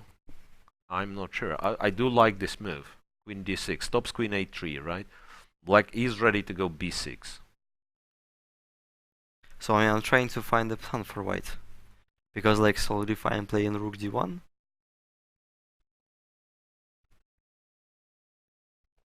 My point I mean, was, provokes the question: what are you going to do next after playing rook d1? yeah, we can look at following sequence of moves. For example, rook d1, bishop to e8.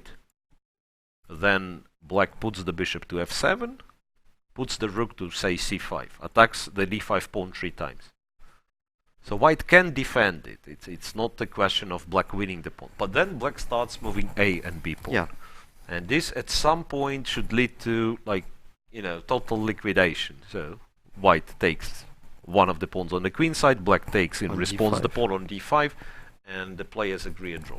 it's very hard to imagine that white will have, you know, something that will be against this plan. Jan looks a bit puzzled, I have to say. Not looking at the board, trying to... Yeah, sometimes this kind of look would mean that he is trying to recall what was said in his analysis, even though it's already moved 21. 21. Yeah, So moved 21. So Queen d6 looks natural. You might not need it immediately, but or maybe if black will try to pretend for more. yeah, it's like he might not need it. He might once again. I'm not sure if my idea of putting the bishop on f7 is any good, but if it is, then he might start with bishop e8. Yeah, but it should be connected. I mean, personally, yeah, I think Queen d6. I Queen think d6, yeah, yeah. but by the movement of his hand, it looked like yeah, just to.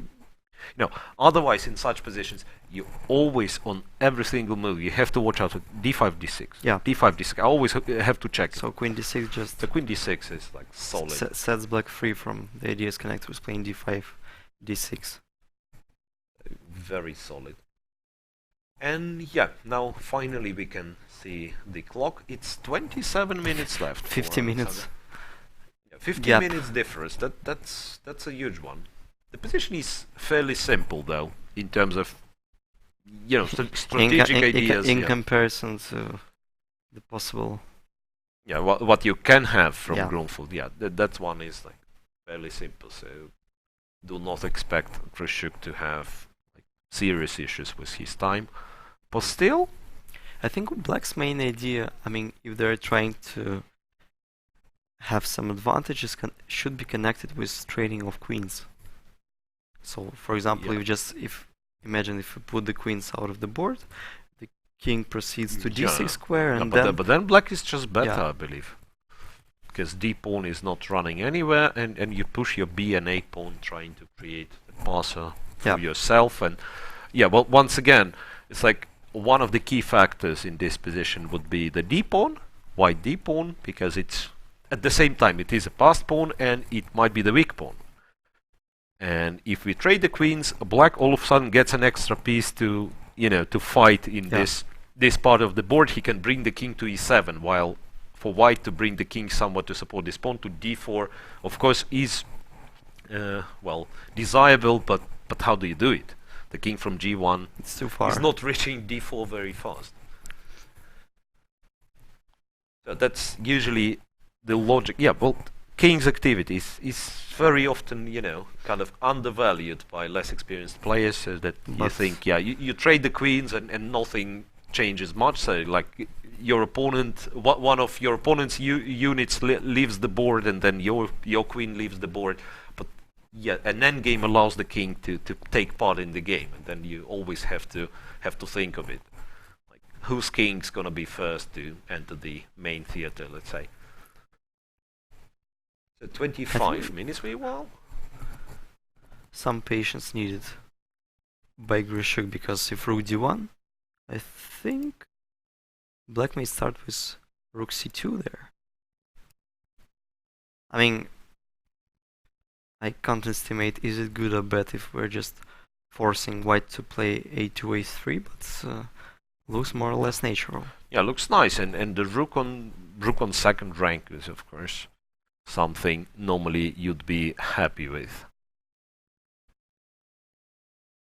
So it's like, again, still my main idea for black is try to trade the queens, but after a3, A3. personally I don't see the concrete line where black can achieve an endgame.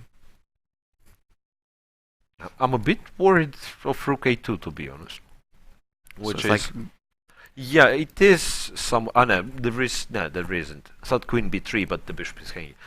Yeah, it is somewhat provocative. It's like I'm leaving the c file. I'm just going, you know, ready to spend time to take your pawn. But where's the counterplay for white? Not clear. Not clear. So perhaps it shouldn't be rook d1. Perhaps white should look for a more precise move after queen d6.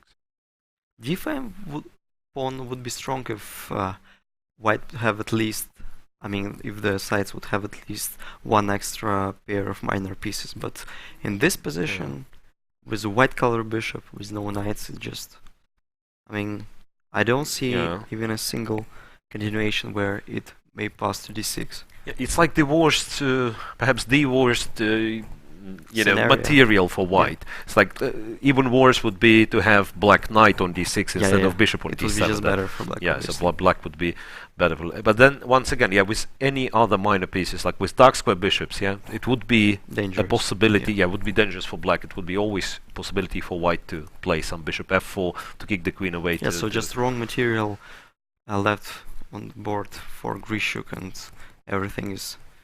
So far looks perfect for his opponent, for Jan Nepomniachtchi. Right, so maybe indeed it's a good time for Alexander to switch to, finding defense. well, maybe not defense just yet, but finding the safest way. Yeah, like how do we play with white in order to not risk anything. Well, by the way, speaking of safe way, can I do this? Queen b3? b6, I suppose. Yeah, I think right? it just may lead to the same. And then to go there. Yes, that's one of the. Go there. I mean, it's like this trade would be useful for kind of justifying h3 move, first of all, right? Then f5 is liability. I'm not sure if it's like a bad move, but I mean, playing f5 black is should be responsible to play f5. It's not what you necessarily do want to do in this position. Playing f5. Yes, but it's not that bad that because probably just bishop g4 is. I think it's just a good idea. Yeah, and then put the bishop on f3 so that d5 is protected, and then might be some annoyance caused by queen b2 check. Let's say if queen goes to f6, then some queen a3. In case in case of rook c5, for instance, he might start with rook e1, and then queen b2 becomes an issue. So here, at least I can see some ideas for white.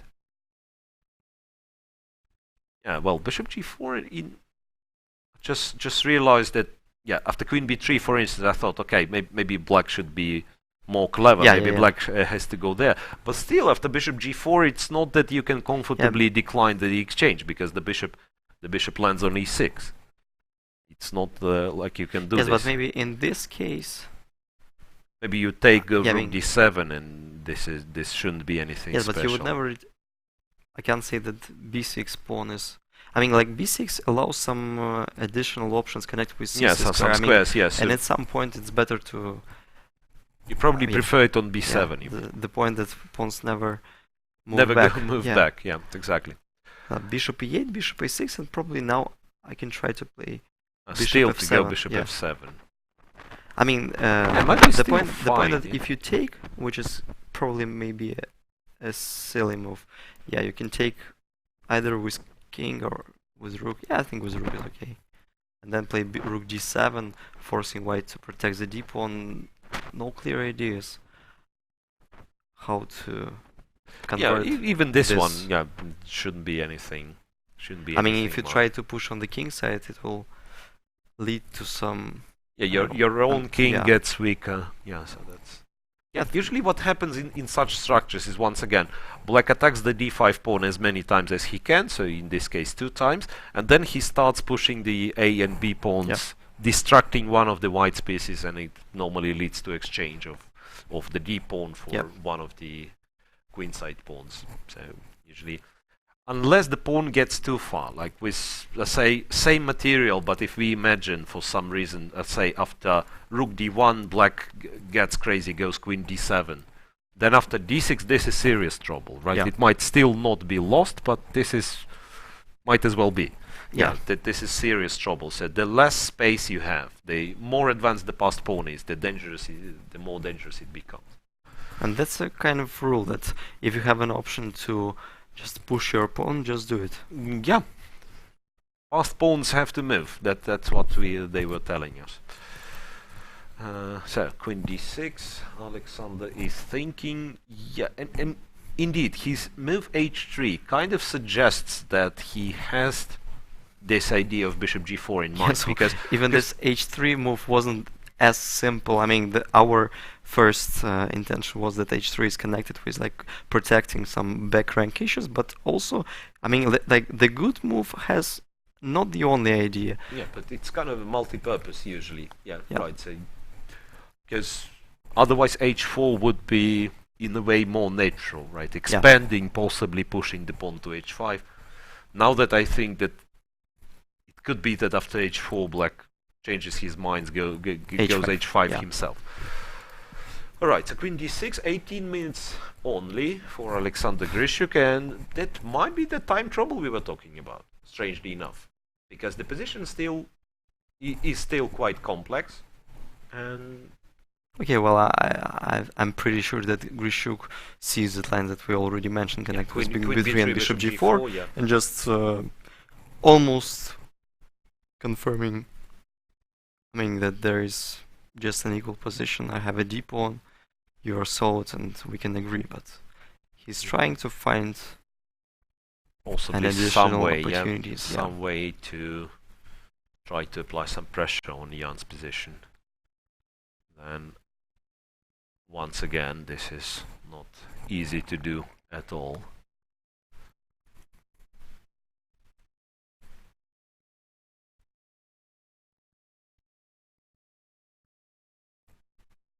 Yeah, otherwise it's not easy to see what could be the other plan, right? Rook d1 we've tried, right? It's like, otherwise, where do you put the bishop? You can try to go. One of the things I thought about was putting the bishop to d1 and b3, but then once again it's restricted by your own pawn. Yep. So we've reached the point where it's more than 1 hour difference on the clock. This is not typical even for Alexander Grishuk, who is known to, to consume like a lot of time. Well, we used to joke that, half an hour spent, that means Grishuk is obviously still knows the theory. Like first half an hour doesn't mean anything. But now, it's like every move which is not forced, not a capture, takes him. Well, and some moves that are a capture, like for instance, after king g7, ef6 took him 10 minutes to decide on. h3, and then strangely h3 on seconds. So, well, obviously he made the decision about h3 thinking of his previous move. Queen d6. Yeah, can't say that Jan was put at some serious tests so far in this game.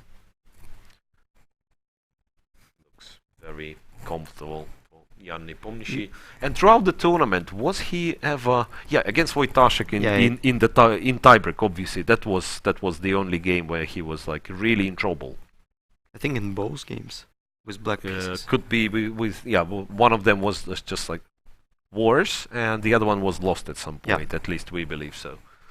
Jan after the game, once again we are referring to the tiebreak games. After the game, he said that he was planning to give an exchange in game 1 with the black pieces, and said that black would still have practical chances, and he's apparently right on this one. But once again, objectively, like if we imagine, when we say objectively, we usually mean that if we pair two computers to play this position against each other, and then that would more or less mean the objective valuation of this position, and it was winning for his opponent. But in the match against Wei, he just took his chance. Like but he was never worse, right? I mean, and in the last game where Nepomniachtchi won the game and it was final in the match, he just, used the chance to.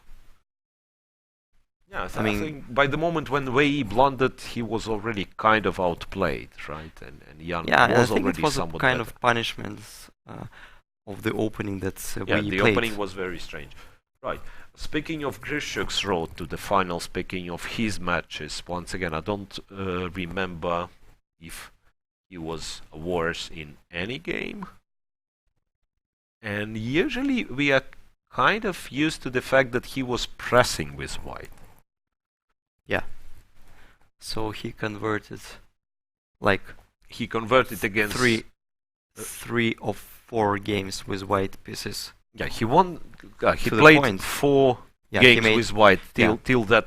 Before that game, he played 4 games with white in this tournament. He scored 3.5 out of 4. So really, really impressive. So the only draw being the classical game against Wesley So. Then he won the tiebreak game and won against Nakamura. Very nice game, quite a complex one, but looks like he was always the side who was having the initiative, and he won.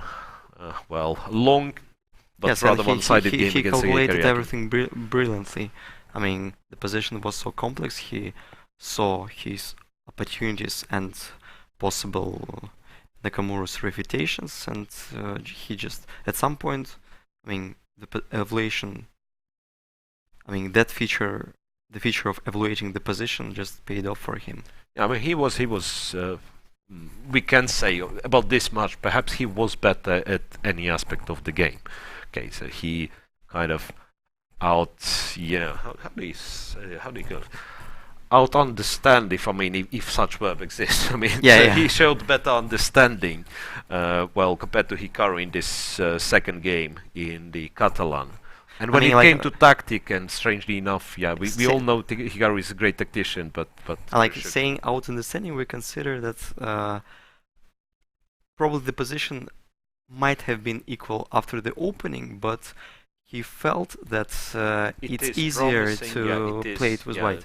It's like challenging for his opponent, for Hikaru Nakamura, to find those good moves. All right, so I'm trying to understand the idea of Queen D3. I mean, it could be the same. Yeah. You can still go Bishop G4 and so on, but it's not the tempo move. It feels like, it looks like it allows Black to go Rook C5 with the tempo and sort of tie down white pieces a bit. And now the problem that after Rook C5, it may lead to some forced simplifications. Like if you play Rook D1, there is some like Bishop there is B5, Bishop B5, yeah. Like Queen have to goes. Yeah. You Take on D5. Take on D5. By the way, I'm yet to see how white is equalizing, because takes Queen E7. Yeah. Black will be up a pawn. Yes, so. So I forgot that Black yeah, takes Queen F7. E7, yeah, and Queen everything is F7, and protected. Black is up a pawn. So that perhaps means that after Rook C5, the move that I actually kind of like, unless there is some, once again, unless there is some trick, which is hard to believe, because like if you have to play Bishop F3, yeah, but then Bishop B5. then you do not get. Yeah, just winning the exchange. Bishop B5. So By Rook C5, the what's way, the move? How to protect the pawn? Yeah, what's the move? Yeah, in case of various moves like Rook B1 and trying to attack one of the pawns, you have to remember. Yeah, you have to remember that Rook then B5 probably comes with Bishop a tempo. C6 and no H5. H5 seems okay, at least obscure.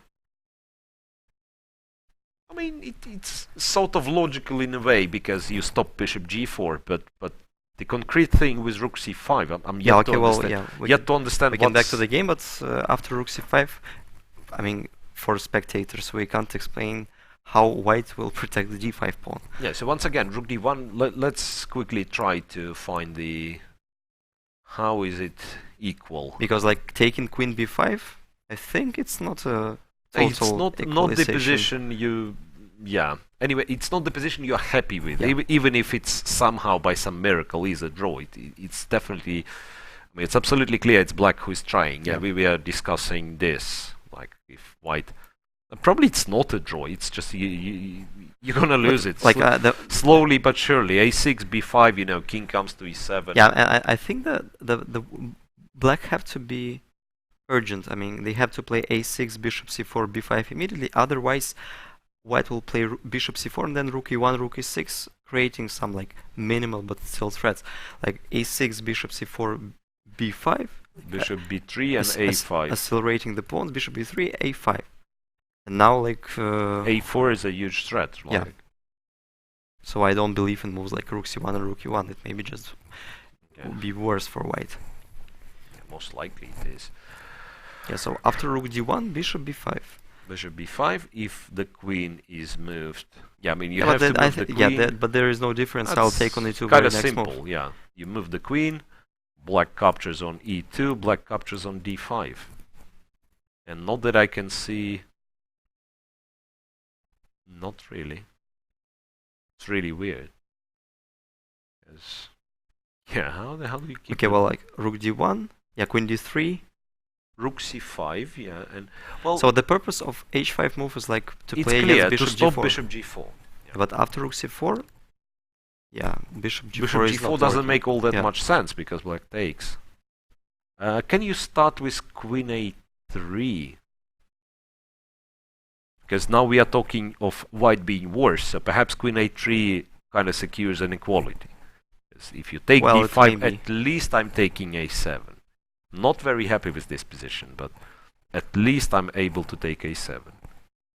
Right? And if a6, now at least I can play bishop f3 safely. There is no bishop b5. Maybe that would be the solution. Yeah, queen e3, yeah. Probably. You know, and it does seem that on every single move. Yes, but I have to point out that a6. Yeah. I think you have to start with rook d1 because if bishop a3, I think I can take. Yeah, you so can. you take on b7, but still, I consider this position as slightly better for black. Because he's the one. Yeah. Yeah. So first of all, I'll play rook b6 for. But you can play bishop d5. Yeah, but like those still. are usually But yeah, rook endgame is a draw. It leads to simplifications. Yeah. This is a draw. All right. Maybe h5 is just h5 a wise move. Maybe it's practically an unpleasant move for Krzysztof. So he clearly is not very happy with his position, right? And then h5 to keep the tension once again, to prevent simplifications, to prevent white from going bishop g4, exchanging the bishops. Maybe that's more annoying in terms of practical chances. Right. Krzysztof is down to 11 minutes only. So it's really a good time for him to speed up a little bit. It's move 22, so 18 more moves before the time control, and I believe we'll make a quick break right now to be back in time for the time trouble, which seems to be inevitable. 18 moves and only 10 minutes left. So stay tuned, we'll be back shortly.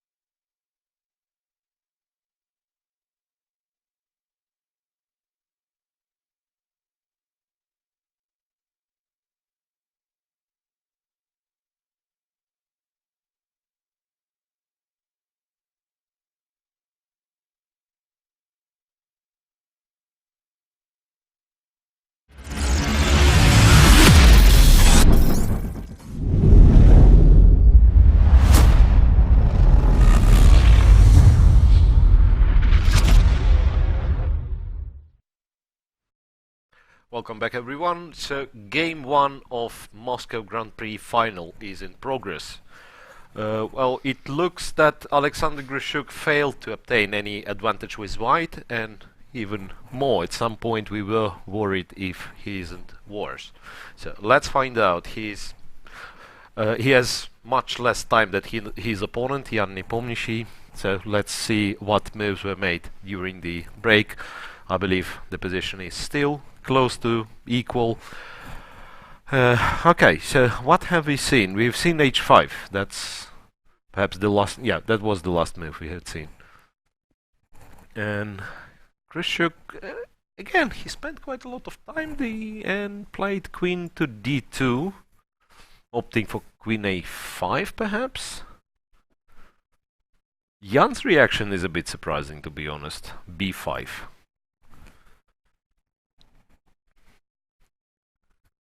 Okay, it's not fully illogical.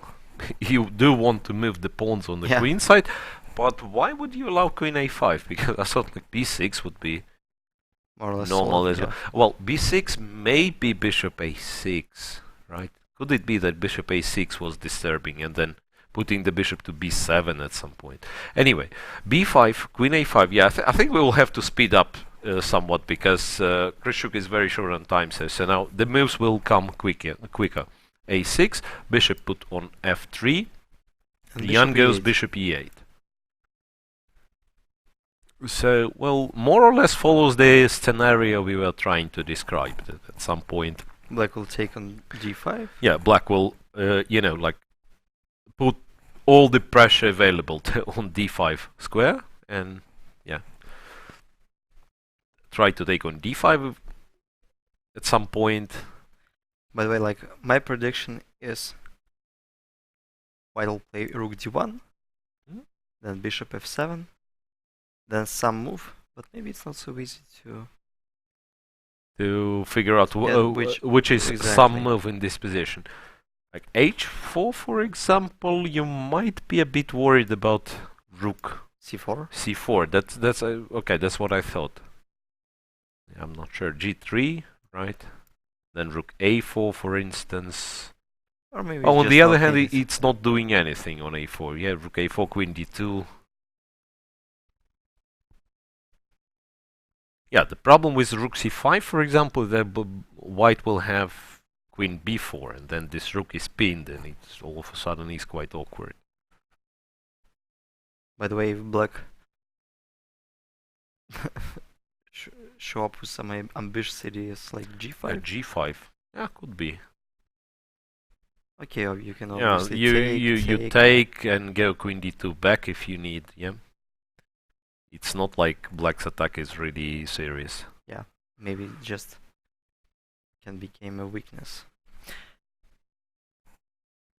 Yeah, so well, like bishop f7 is the most logical.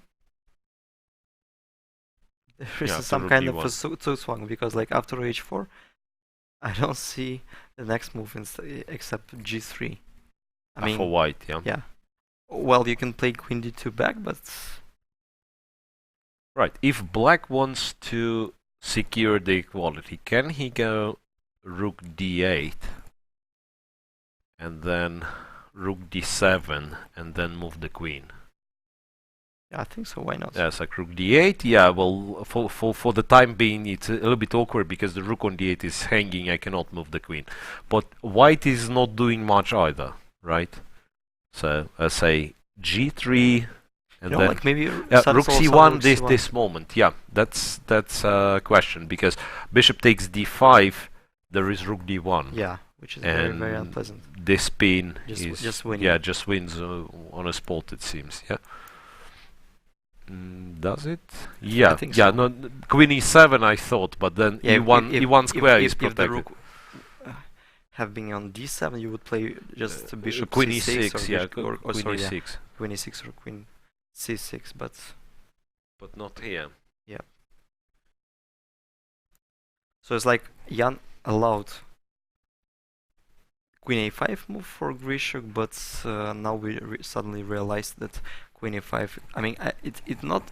I can't say that it's not that good, but it's just. Yeah, the queen is nicely placed on a5. You know what? After rook d1, I'm thinking if it will be useful for black to expand with h4. And Probably apparently Grishuk it was, because has an answer. yeah, because Grishuk after bishop e8 he does start with Yeah. h3 h4 here. So first h4 and then in case of bishop f7 he can play rook d1. Yeah, that's h4 move is just an important finesse, because Yeah, so he probably has to really stop black from expanding on the king side. So one. by the way, could Jans have started with h4 himself? I mean, Well, he probably could. But then maybe, possibly, it's rook e1. and then you don't have. And then you don't not have in this time to maneuver play. with the bishop. Or No, but maybe, maybe or you maybe can, yeah, yeah, maybe. because there is always a check on c1. There's always a check on c1 and white has to go back. Bishop f7 played. Bishop f7 played and Alexander plays g2, g3.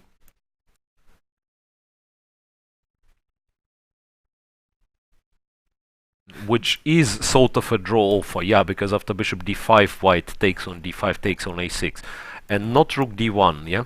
Yeah. That's the funny part, that rook d1, the pin, doesn't really work because of bishop takes and then mate on first rank. However, if queen d2 is played instead of... Will Yeah, that work? Maybe that's a you know, that's a funny trap. Yeah. So you might think with white, you might with black, you might get this kind of a bit relaxed. You would think, okay, now I'm taking on d5. He cannot go rook d1 because of back rank, so he will probably take on d5, take on a6. We agree a draw, and then queen d2 and no move for black. It seems. I mean, you'll have to give the exchange with rook d8. Just the rook pawn d structure is. Yeah. So you will have to go rook d8 in this case, rook d1, take on f3, but that should be lost, yeah. Because one of these Takes, pawns takes, yeah. Takes on d6 fall and very white quickly. should be able to win one of the queenside pawns. Yes, like g3.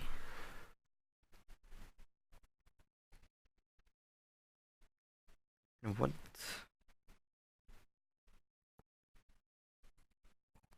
what is the decision that Jan may come up with? Maybe rook c2.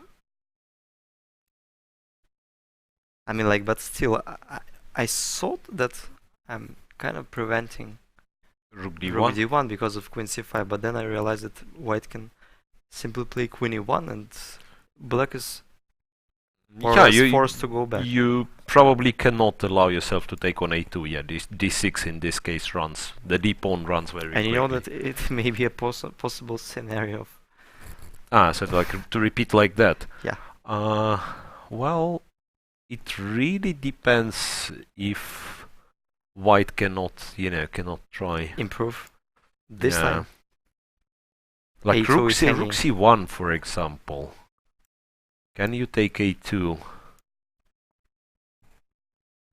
Well, you might. Yeah, I think you I might. can. Yeah, since there is no queen e5, and then if queens are traded, then rook d2, putting the rook behind the passed pawn would should be good enough for black. So Right. So rook c2 seems to be like a decent move. Rook to what else?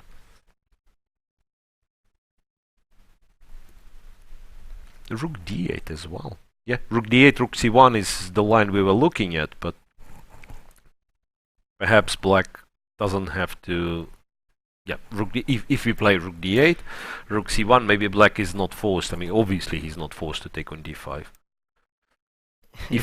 But you know, like it becomes tricky because after playing bishop d5, there is rook d1. I saw that.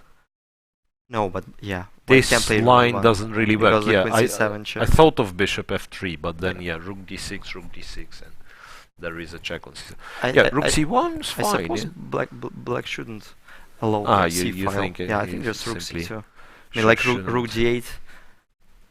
Okay, even if it is okay, doesn't change the evaluation of position. I think like 90% of players would firstly consider rook c2. So simply to keep the rook on the c file. Yeah, and I believe Krzysztof has less than 5 minutes on his clock at that moment, and still 13 more moves to reach the time control. So it might be a bit worrisome, this factor. But so well, if you are Jan Nepomniachtchi in this position, you probably want to, to try a little bit, to try to put some problems, try to, to trick your opponent somehow. Then once again, this is where you can blunt the bishop d5 with bishop d5, queen d2. I do not expect Jan to blunder, to be honest.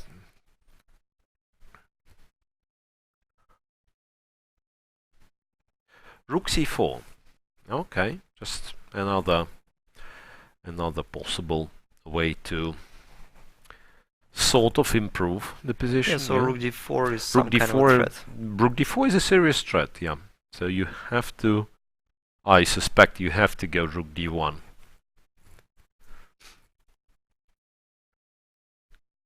And then, yeah, then black, and rook d1 was played pretty fast. And then black might just, just wait.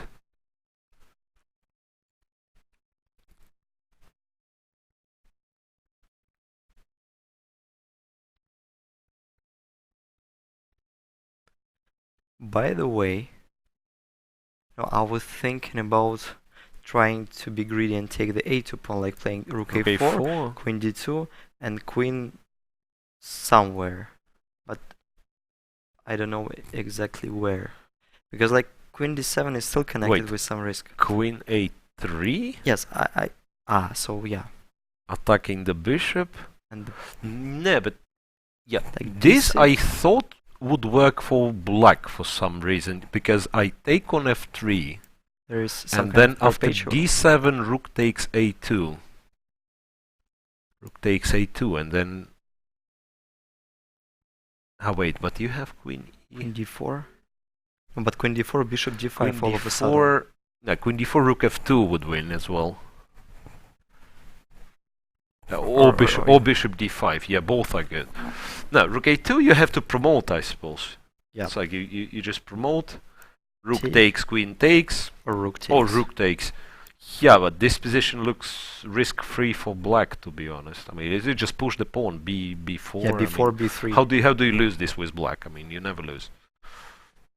Yeah, I think so. Yeah, looks fine. Yeah, but my problem with this line was that after queen a3, if black plays, if white plays king g2 or bishop g2, yeah, king g2, because now it doesn't seem that you can take on a2. White just trades, goes d6, and the pawn is not possible to. I mean, you stop it by cost of your bishop, and then that means that after queen a3, you just have to go back to d6. Yeah, so I was thinking about not being very active and just... Yeah, I mean, that's what you can do. You can go rook a4, then after queen d2 go back to c4, and say, yeah, do we repeat the moves, or I'll play before a5? Yeah, because it might be that white also doesn't have that much liberty. Then maybe he has to stop the black's advance, the advance of black pawns on the queen side. So the question is if Jan will find some way to...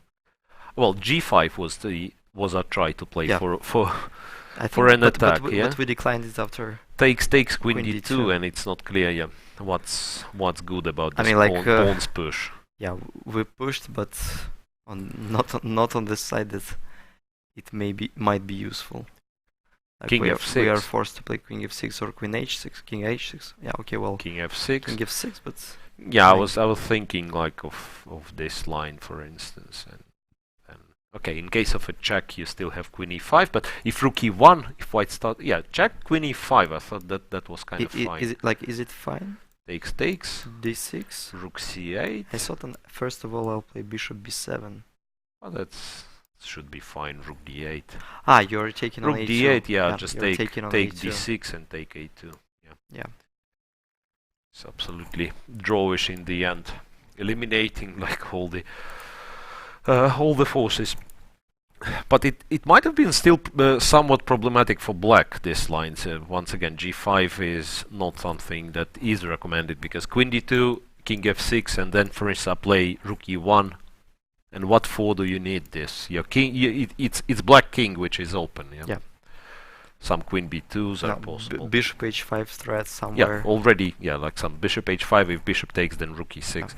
So that's not advisable. Yeah, that's feels like, you know, sometimes it happens in the open tournaments when you play against the lower-rated opponent, kind of lower-rated opponent, almost forced to win. And you feel yourself under pressure to win at any cost, and then you come up with moves like g5. So let's destabilize the situation, and then 10 moves later you understand, yeah, it was better to keep the position as is. So no direct way to make a draw, but as we said, there is seemingly nothing wrong with just shuffling around. Just playable. I mean, not many resources for both sides, but nothing wrong at all.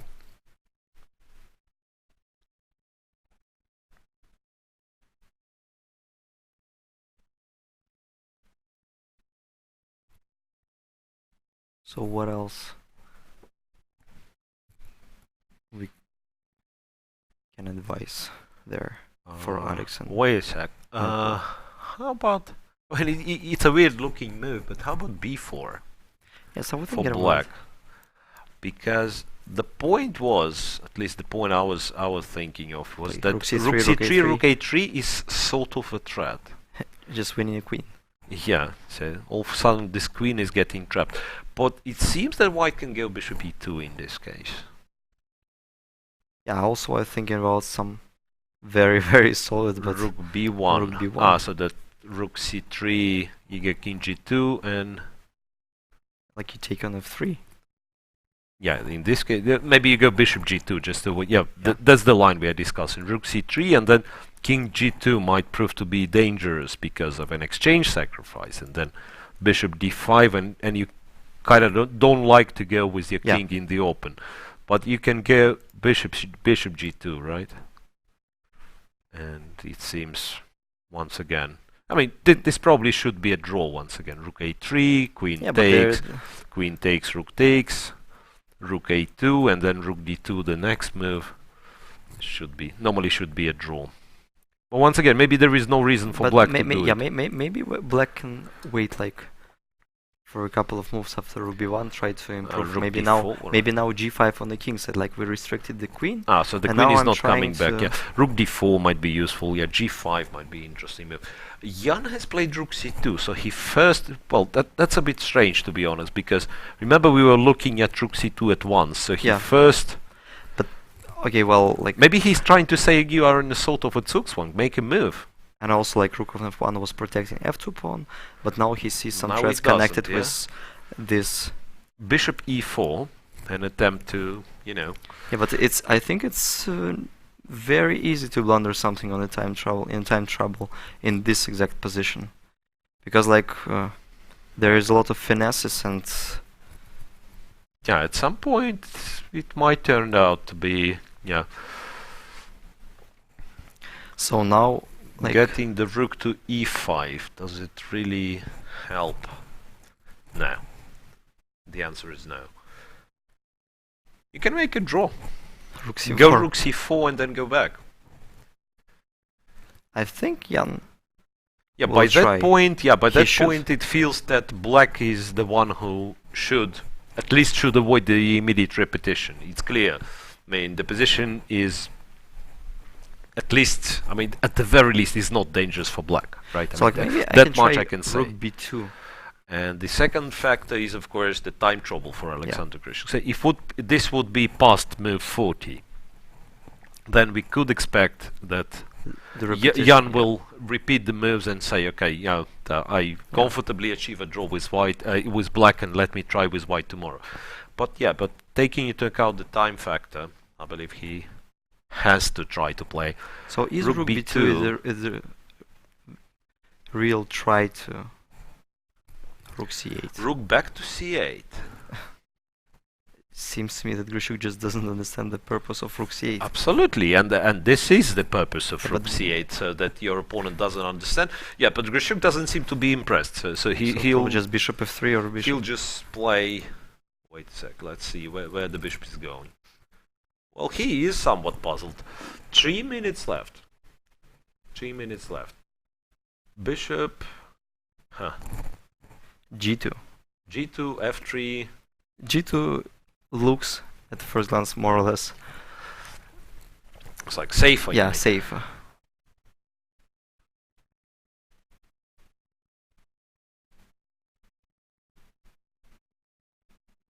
Bishop G2. Right. Bishop G2. But now. But maybe it's like some kind of psychological trick. Like now we know that Grishuk is fine with agreeing a draw. Yeah. And now he can start like rook c2, bishop e4, rook b2 again. I mean, not again, but the line that we were. I mean, I've tried to rook b2. evaluate. Well, the thing is, it's Yes, not clear what the threat is. So, Yeah, but like, okay, move is the bishop, whatever. Bishop back to g2. yeah, so at least the rook is And not then you hanging. can try once again. You can try those lines. Queen c5, yeah. Yeah, but like maybe again like Queen queen c5, e1. queen e1, or even rook d2 as well. And rook d2, Rook queen g2, c1. that was Sorry, queen yeah. c1 check. Yeah, so queen e1, and then once again the point is that you can't take a2 because d pawn is running. The d pawn, yeah, just like Yeah. d6, and It is sufficient. yeah. So a bit not enough resources in fair battle. So he Jan now he has to come up with some trick, with some, I don't know, like mixing those moves in a way that Grishuk will go wrong. Yeah, we can simply. expect something peculiar. Oh, wait, before here, hoping for Bishop f3, white, rook c3. yeah, for bishop Yeah, f3. so that's a nice threat. Yeah, I mean, at least it's kind of a joke, but yeah, but this way Yeah, and the queen finally, is trapped. I mean, finally white blundered white have something. to Yeah, give up a bishop. rook a3 is coming. Yeah, but like b4, I mean, I was trying to understand what's wrong with bishop f1. bishop there. f1 attacking a6. Perhaps nothing's wrong. Like maybe still some tricks. Maybe. Yeah, rook c5. My problem is that rook c5 runs into queen b4, and Yeah. I don't even have any.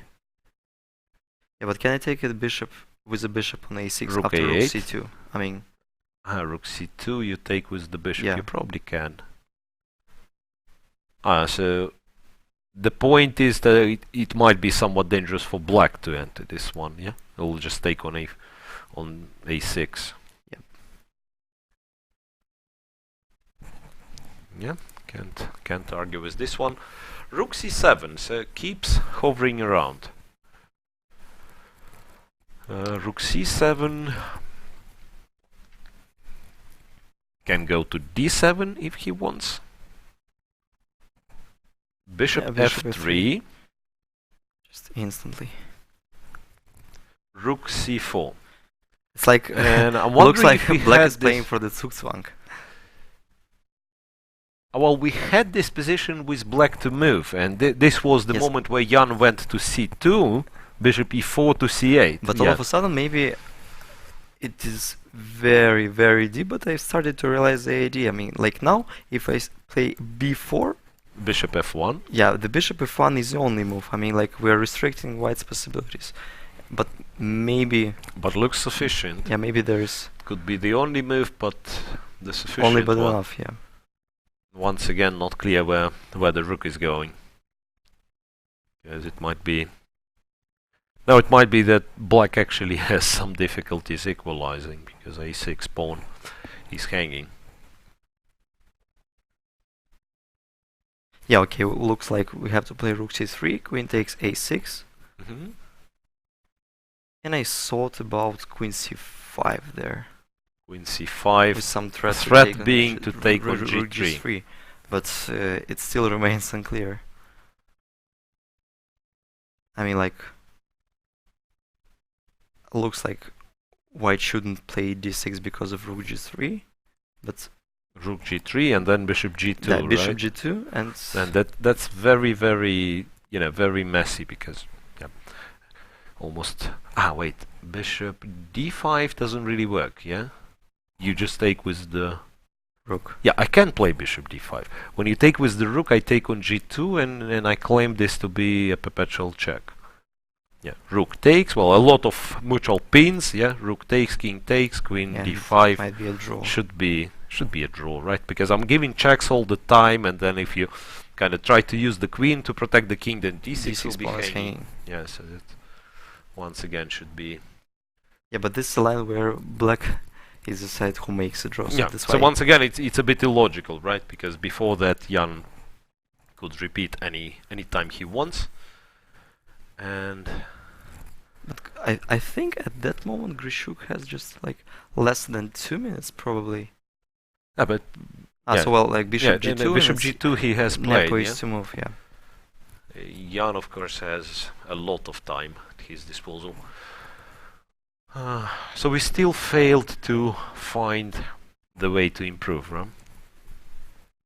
Sort of. But there is always this bishop f1 idea whenever black tries to move the b pawn forward. Which once again brings me back to the to thought that maybe black shouldn't allow queen a5 early on. Because now at least this, I mean, it's kind of a comfortable square for this queen, so it causes a lot of inconvenience for black.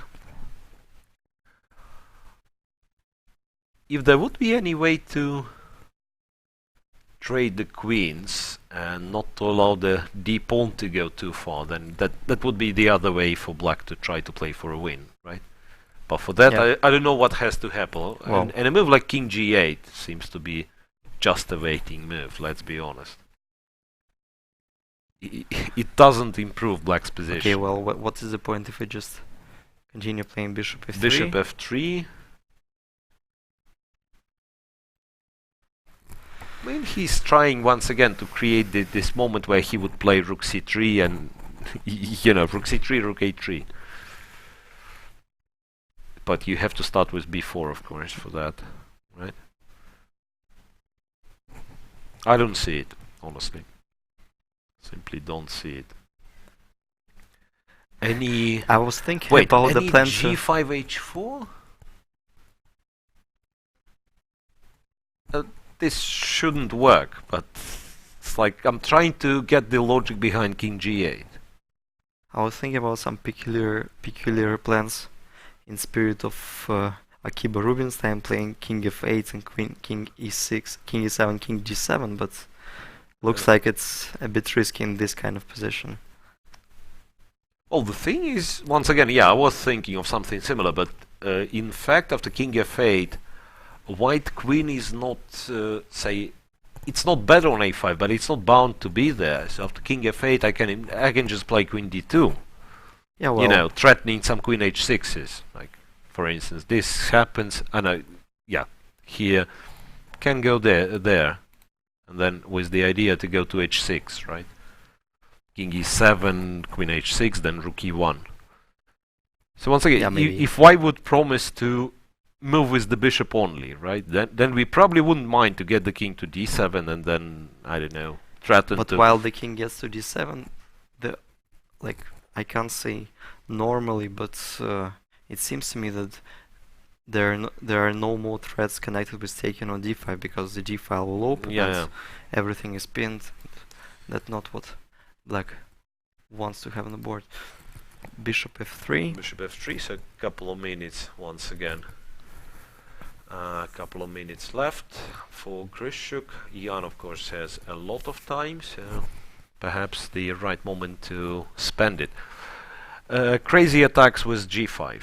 takes and h4. It's hard to see if black creates any threats by doing this, right? Like if once again, if white changes his mind and goes like queen e1. Yep. So it could have been the logic behind king g8, so that when white takes on f6, it's not like not it's allowing it's not a extra check, checks. Yeah. It's not a check, but it's both kings which are getting exposed in this case. Having the king around b7, a7, then possibly black would be able to go g5, h4, but this is not happening. This king will not get there.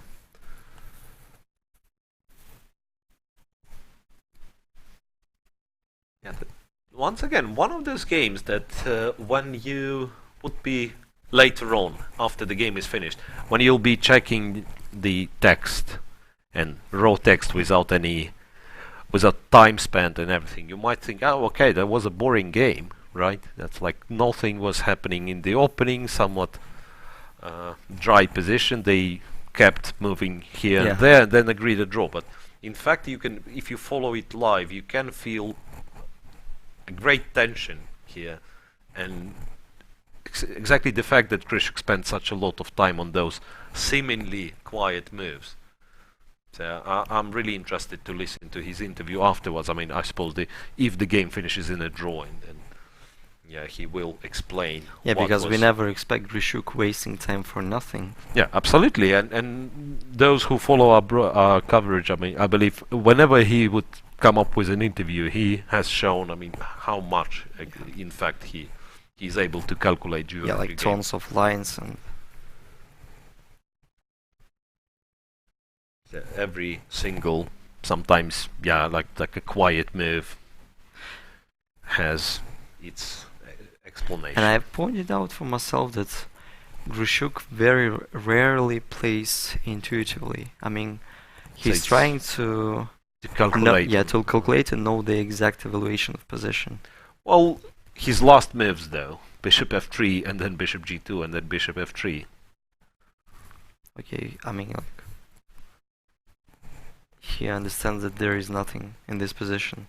So he's simply for waiting him to play and win, but yeah, he's simply waiting to reach move 14. So he kind of his game is over, he thinks, right? So he's ready to agree a draw any time Jan Nepomniachtchi will be willing to do so, and go to the next game, get the game tomorrow where he will be playing black.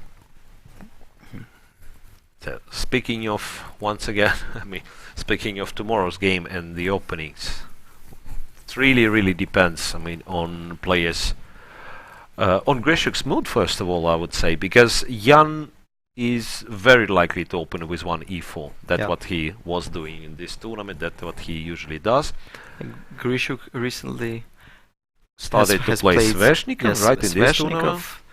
Usually he plays neither for an e5 first. Yeah, e5 is always an option. So hard to say what exactly we'll see tomorrow.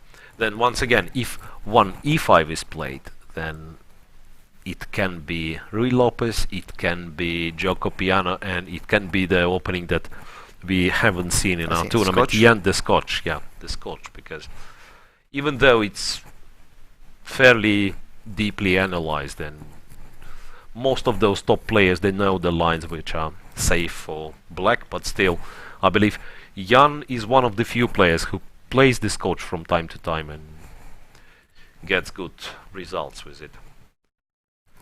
But before going to this next game, this game has to be resolved. Still, I believe Jan haven't give up just yet on trying to pose some problems.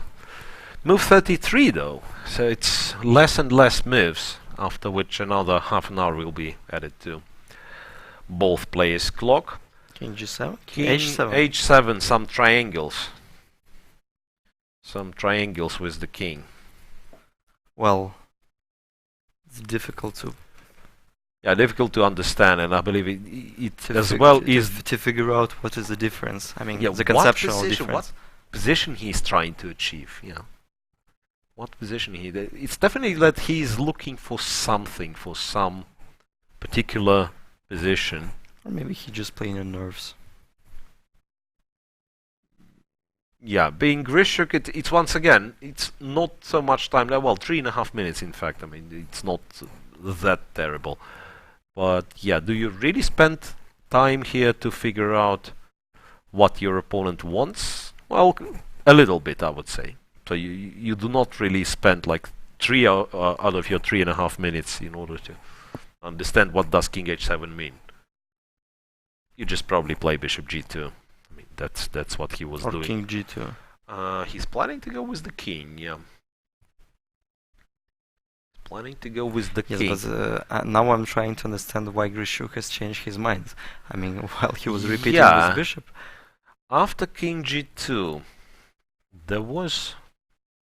Yeah, now there might be some tricks. Look, before... And now D5 falls with check. Yeah, I mean, that was my problem. That, yeah, King on G2 runs into check. So Bishop E2, that's what we were doing. Maybe there's still nothing. Or maybe he's just provoking. So in case of Rook C5, Queen B4 still works. Bishop F3, King G1. Queen C6. Yeah, he unpins with Queen C6. Yeah, well, but... Yes, like black is fine, but not better. I can take Bishop A6, I think. Not better, right? Somewhere, maybe there. Bishop A6, well, there is Bishop H1, and you go back, yeah? Yeah. Bishop A6, yeah, so the bishop cannot be taken because the rook is hanging. And also another tactical trick is to play Queen B7 after Bishop H1. Ah, well, that's a nice one. Queen B7 or Bishop B7, yeah? Yeah, maybe this, yeah. this, and takes, and the check. I'm playing with an extra pawn. This one, yeah. I mean, probably a draw, but still, it's black who has to be careful. Right, once again, it's unlikely to happen. So, King G2 played.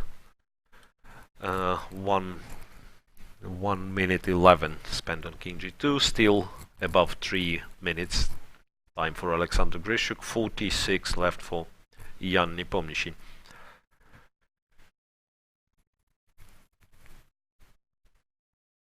Well, but there should be some way to use the fact that the king is on G2. What happens? What happens in case of Rook C5? Ah, well, nothing happens. Still Queen B4. Queen B4. Still Queen B4. You cannot take. Yeah, there's just okay. You can go. Yeah, Rook C6 back, and then for some reason I thought you can take here, but no, it's just Bishop takes. Bishop takes, and yeah, you cannot take back. So Rook C5 is not a great idea. Well, so I'm trying to figure out the difference between king being on G7 and H7. Maybe not easy. I mean, like if we play G5 there. Yeah, well, there G5 might make sense. Like, yeah, so that takes. Well, I can say that there is more or less sense, but now like takes, if our king is on H7 and white have played King G2, which probably has some drawbacks because G4 in some lines may be a threat. Yeah, here at least G4 is a threat. Here at least G4 is a threat. But once again, if we naively play Queen D2, I mean allowing G4, Bishop E2. Still not clear why it is such a terribly bad position for white. Nothing. Maybe it can be just nothing controversial. Happen. Yeah, nothing happens. Rook C5 here, and you are in time to give a check. Yeah. Yeah, check and Bishop E4. Very next move. Or maybe not. Or maybe yeah, I mean, first of all, let's see where the king is going. Yeah. And it's not so clear. Maybe just. Yeah, you probably go to H8, right? But it's not that it's a nice square to get, but to allow Queen G5 is even worse. Yeah, just So yeah, no, bishop no. e4. Perhaps g5 was never an idea.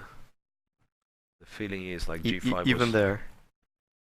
yeah, was never an idea for Jan, and but otherwise, yeah, once again, it's not clear. Yeah, well, it's really lucky, I would say, for White that he always has. In case of b4, he always has bishop to this f1 a6 diagonal move, like bishop e2 in our case.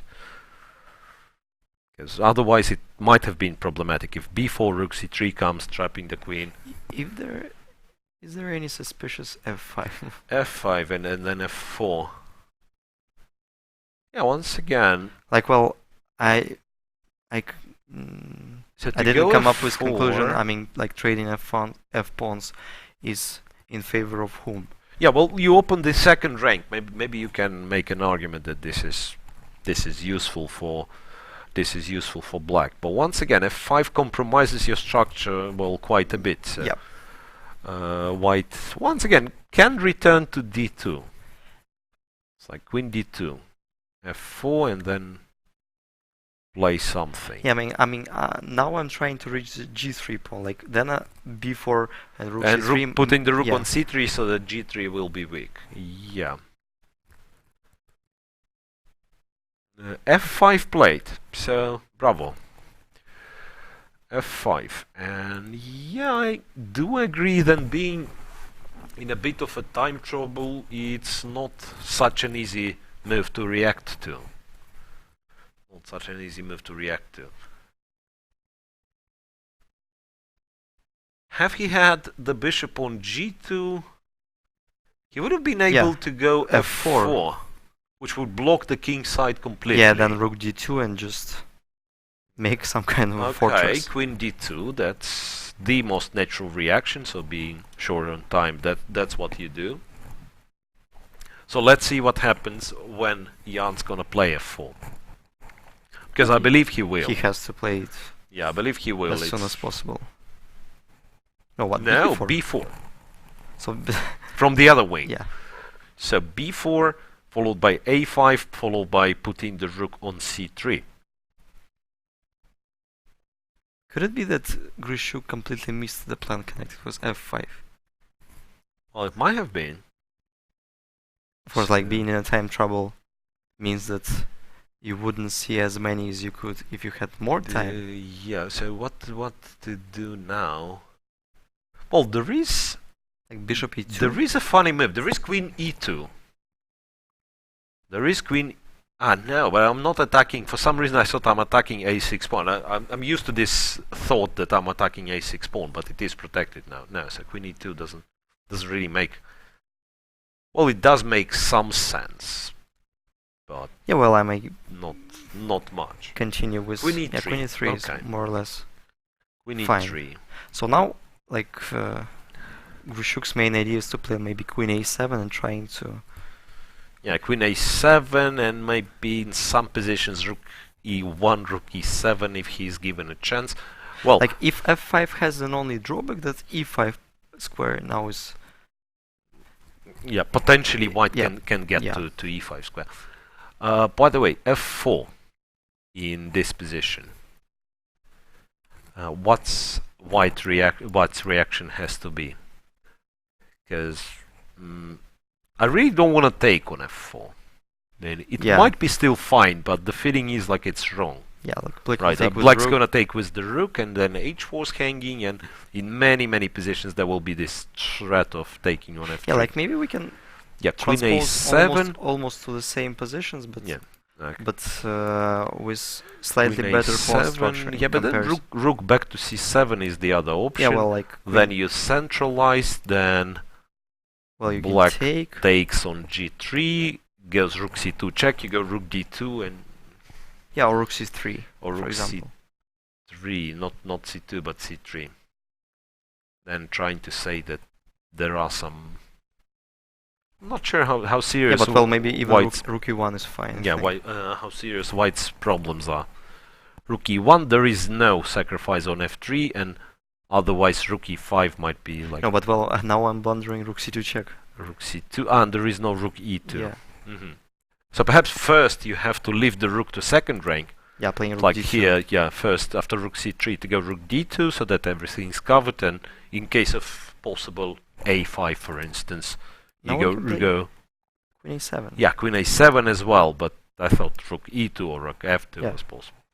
Now once again, yeah, it's like playing f4, it weakens both kings. It's not that, yeah, you open up white king for free. Also kind of softens a bit the defense of black's king as well. So, but Grishuk now is not suffering as hardly as he did like 10 moves before, because like he has 3 minutes for 3 moves. Yeah, four moves, yeah. Yeah, 4 moves, That's move 36 he has played. So, the question is, once again, if we come back to... Now we know what Jan was trying to achieve, right? I mean, he was trying... He wanted to play f5 in some positions. So I'm just wondering, for instance, over here, did he really pick up the best moment to go f5? Because, okay, I mean, here f5 feels a bit premature, right? Then after rook c4, rook d1... Yeah, because it's not that I don't like the position, but the fact that he spent few moves and allowed Grishuk to get closer to the time control. Yes, and maybe with the king on g1, f5, f4 threat would be more powerful, because like g3 yeah, f4 is not hanging. Kind of with a tempo, yeah. yes? So the moment you play f4, kind of adds additional pressure on g3. So queen e3, what else can he do? Yeah, as you pointed out, a5 is met with queen a7. Yep. Strangely, it might turn to be that king g8, king g8, king g7, just to protect the bishop.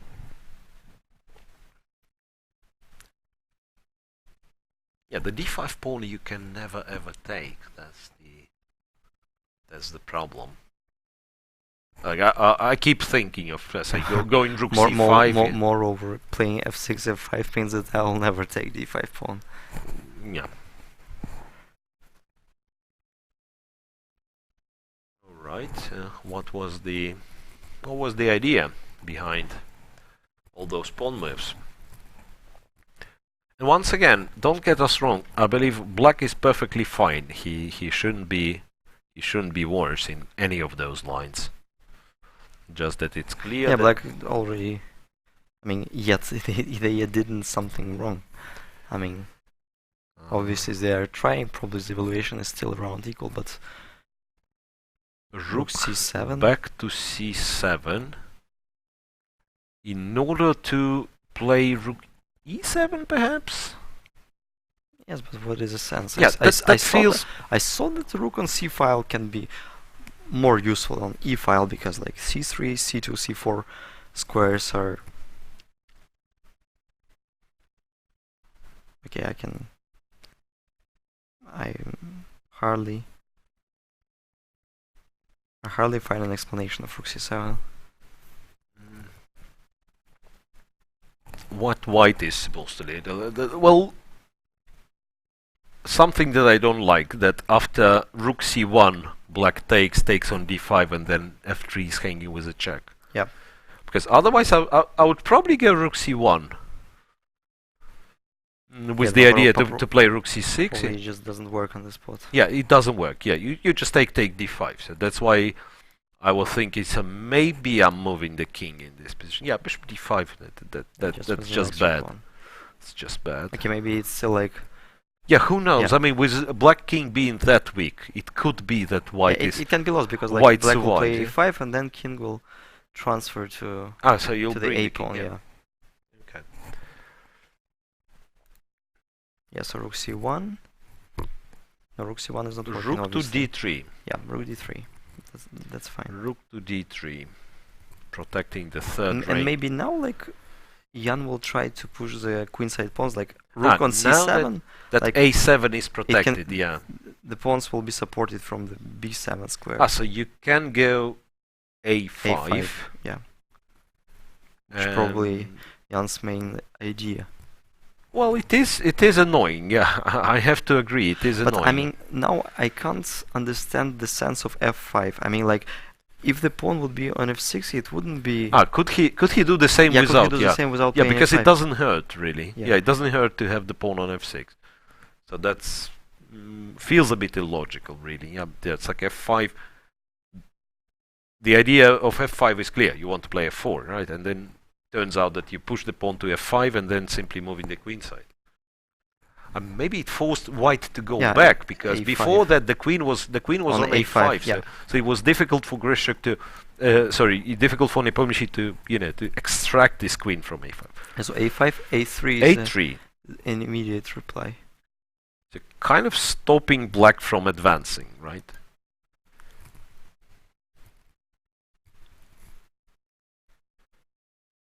And obviously trading a pair of pawns will so that simplify. That's game over. Yeah, task if for bishop white. a3, rook a3, bishop d5, white captures on a5. And then Yeah. He's fine there. Feels like. Yeah, so take on a5, take on a3, queen f3, queen c6. Just rook d5, rook d7. Wait, if rook e7 first in this position. Well, I can play queen d2, I think. So that ba3 you can take on a5, right? I thought I can. Yeah, absolutely. Okay, so well, perhaps that's what Grishuk spent his time on like previous move, so that to make sure that a3 actually does work. And that's a clever thing to do, because otherwise black would keep pushing his pawns, like a4 and possibly a3 in some moment, or b3, b takes, and then a3. And after the opening, the game looks very natural. I mean, like, white didn't receive anything. Yeah, white didn't get anything. It was a very important moment to solidify and put the pieces on the right squares. Jan understood that he can try to play chess at least, yeah. To play for a win, yeah. But nothing, nothing major was happening. It feels like no missed opportunities for the players. Yeah. Might be one of those correct games from start to finish, which some people find boring to watch. Yeah, so if rook c2, then again I play queen a7 probably. You can, yeah. I thought there may be some kind of. Yeah, that's a kind of funny line that. Yeah, like I saw. Queen c5. If queen takes, queen king f7, h6. king h6, no checks. Yeah, so like at the same white to h3 maybe. At 2h3, but I think it doesn't change the position so much. Like queen h3, still like queen f2 and queen perpetual. f2, and that's a perpetual. Yeah. That's a funny line, but probably the problem that after queen c5, also queen takes c5 should be considered. Yeah, queen c5. It's but like like it was my first intention. I realized that queen f7 doesn't win the game. Takes, and d6. I don't believe black can be better in this one. No, with white pawn on d7. No, I think it's just equal. Once again, yeah, it's like rook to c8. But like, by the way, rook c8.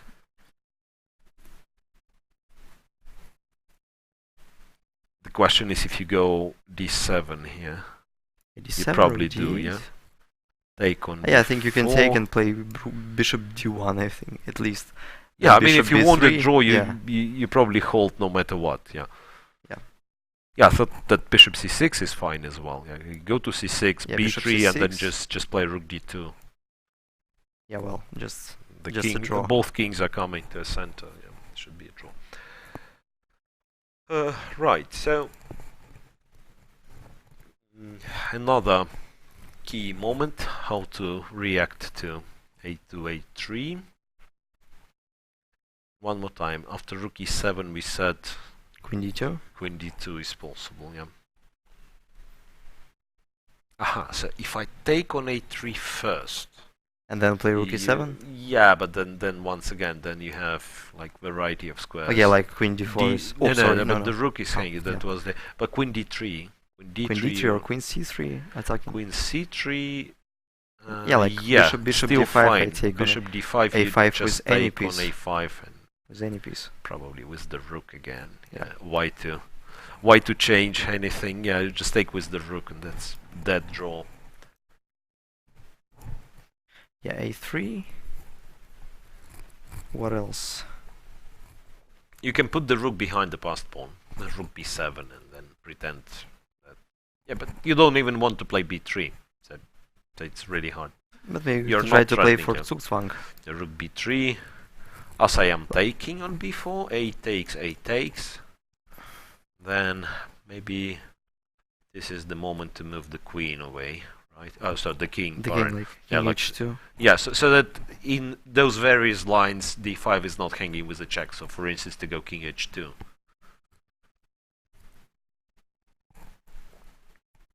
Just a draw. Once again, yeah. Should be equalish.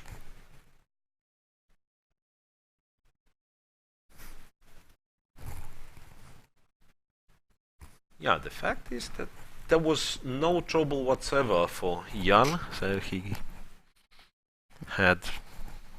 Well, I'm not even sure if he was surprised in any way with this line. I think he just knows his Greenfield lines as properly as we can't even imagine. Yeah, well, so which brings me to the interesting conclusion that in fact Wojtaszek, despite the fact that the line he was playing looked absolutely harmless, he was closer to, you know, to put some opening problems to Jan Nepomniachtchi compared to this, which is perhaps the more principal and objectively stronger line, but that Grishuk played. But it seems that you cannot really surprise Jan in this one. Right, so half an hour left, and what's more important, 2 moves left for Alexander Grishuk, one of them being a3 takes b4. Like very next couple of moves. Yeah. One of them will be a takes b4, and then looks like if there were any problems for white, now we can't see them any longer.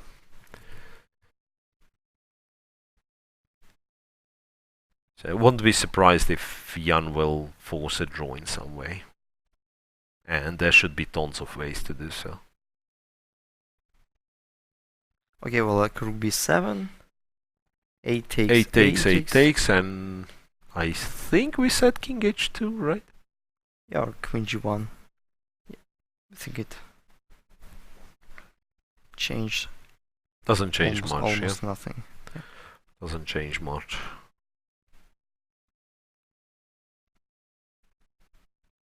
Black can't even go b3. Yeah, because it's just take.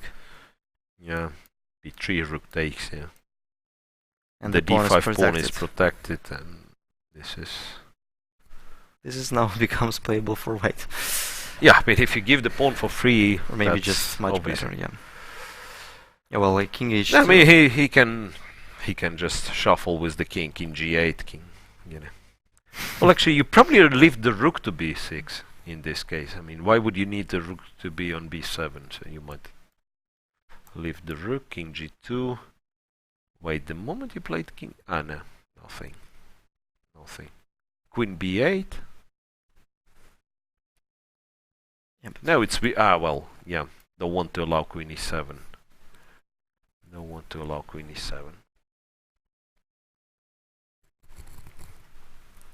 So most likely we will see some trades and yeah, but draw I can't really imagine what you exchange. I mean, if you exchange one pair of pieces, how do you keep the game going, right? So the very first exchange probably means that there is absolutely nothing. It's like we were talking of exchanging the queens. And once again, with rook on b7, and let's say if white for some reason has to switch to like passive blockade of the b pawn, then maybe black can get somewhere. But you can't. You don't have, let's say, a power to force do white to go make rook a b3 for passive instance. blockade. We have to make a threat of playing b4, b3. Yeah, and so far we failed to do that.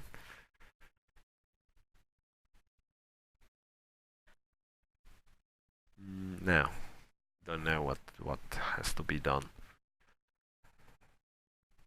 And I think Jan smiled, that Yeah. so he's in some kind of, inner dialogue with himself. Yeah.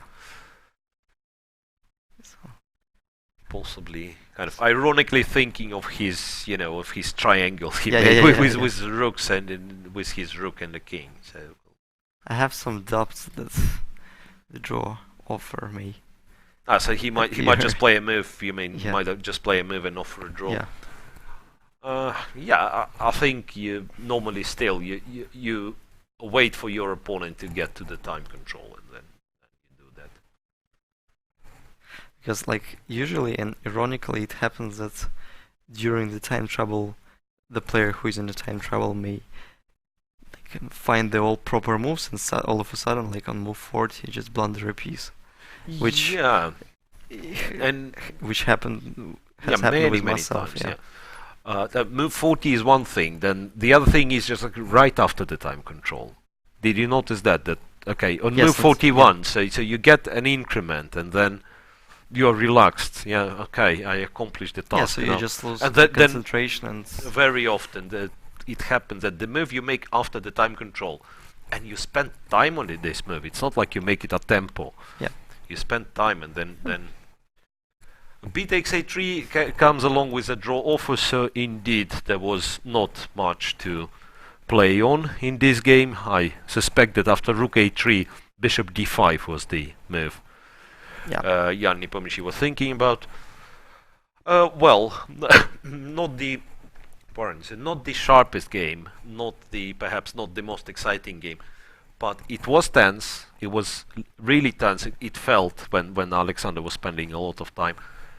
And the tension in this match needs to build up. So today was already, a pressure on both players. So tomorrow with colors reversed, Jan, I would say, is in a somewhat more comfortable situation. So he will have white pieces.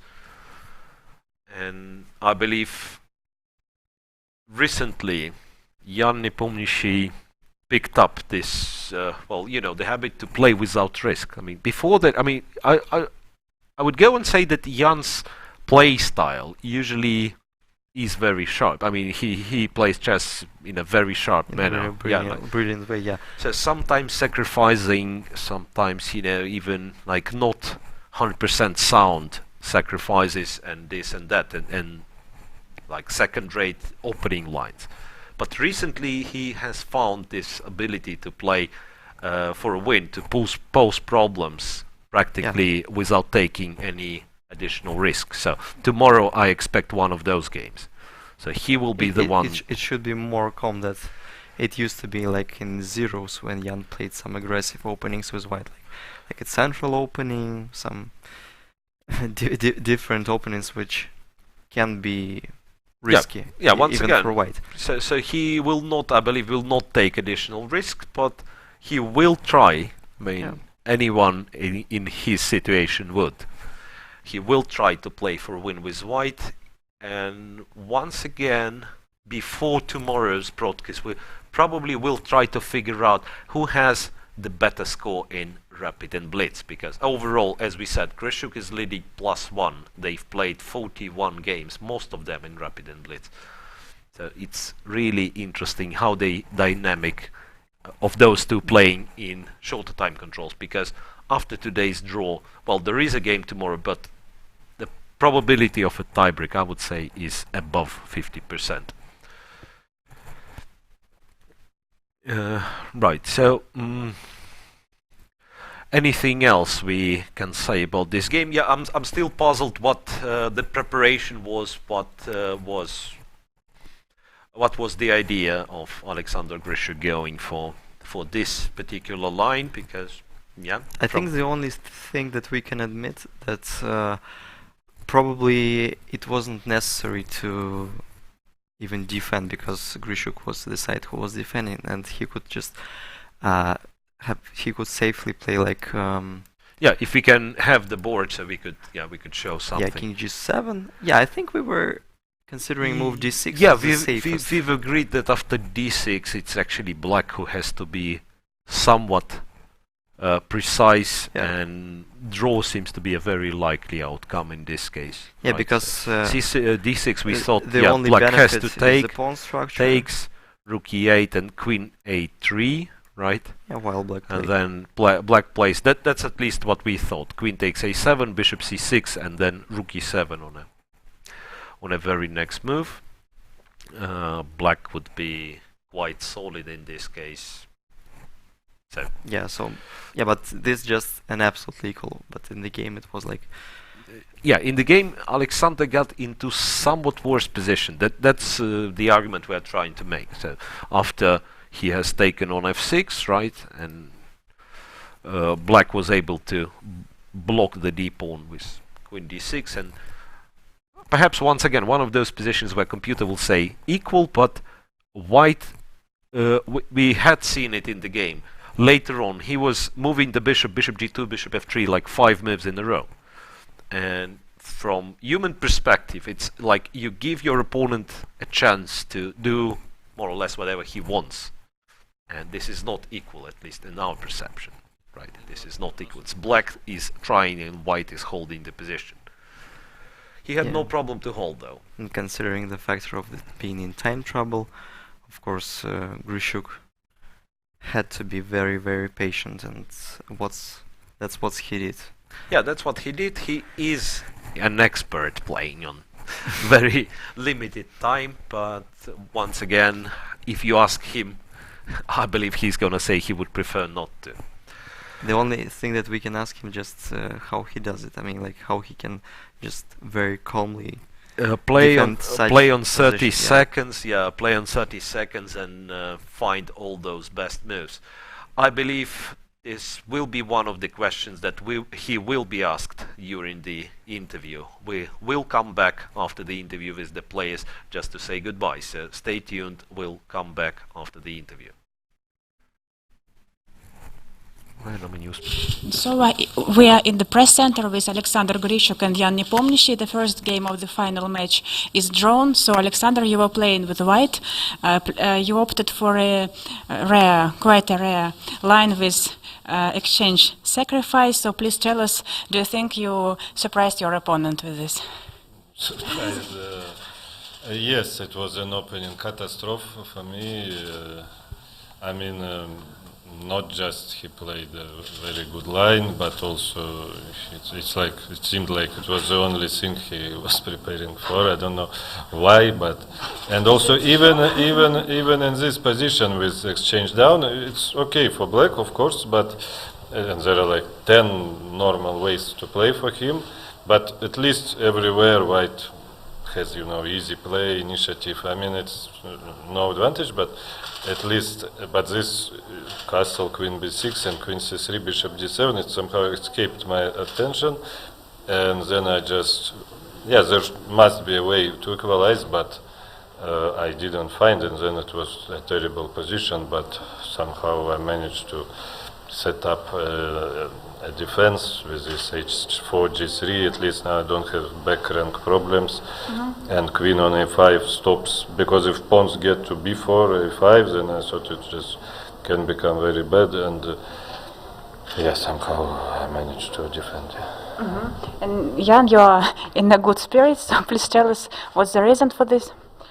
There is no reason to be in a good spirit, because, well, I believe it's more or less drawish line, and somehow I have prepared this line for one of the previous matches. Because, because, I think Andreikin played this way against me at the Russian Super Final, and, well, it was some another move. Maybe I played bishop g4, but I mean, I think maybe knight c6 is just equalizing. The position is equal, I think, until e takes f6. After this, it could be somewhat suspicious for white because the structure is not so pleasant, and Sasha was in time trouble. But well, clearly I should have opted for g5 or maybe a 5f4, but I didn't really find a good addition. I bet if maybe instead of b4 I could try f4. So yeah, but then g4, yeah, that's a problem. Maybe then takes and a free check, but I wasn't very sure about it.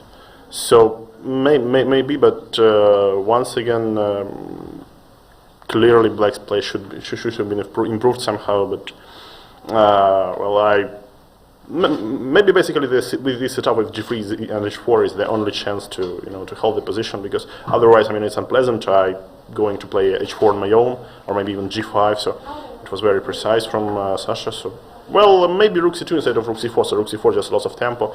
After rook c2, I didn't play this because of some move like bishop d1, rook c4, and bishop b3, and I thought maybe this setup is good. But taking into account that okay, my general idea is to open the king side, with f5 or 4 or something. Maybe bishop on b3 is not the thing I should be afraid of. So. And always I had this positional idea to play b4 and cut the queen on a5 completely out of play. And with bishop on b3, probably it's some kind of a trouble for white, because once you play bishop b3, you get b4, and the position is very suspicious. And even I think instead of bishop e8, I had this b4 move, threatening bishop b5, but maybe then bishop e2 holds the equality somehow. But well, I mean, it was very, very, very suspicious for white, but I mean, okay, Sasha defended very well, I think. Thank you very much. And now you're going to have white in the second game. So what do you expect from this game? Well, it's another tough game for me, of course, and okay, my opponent is playing really well. So I don't know. It should be very interesting. And you? Yeah, I don't know. For me, the only good thing about today's game is that I feel like tomorrow I'm playing white again. At least I don't think I'm supposed to get worse positions that I got today. At least the starting position of tomorrow's game is definitely better than what I had today. At least there are some counter chances and so on. Thank you very much. Good luck to you tomorrow. Thank you.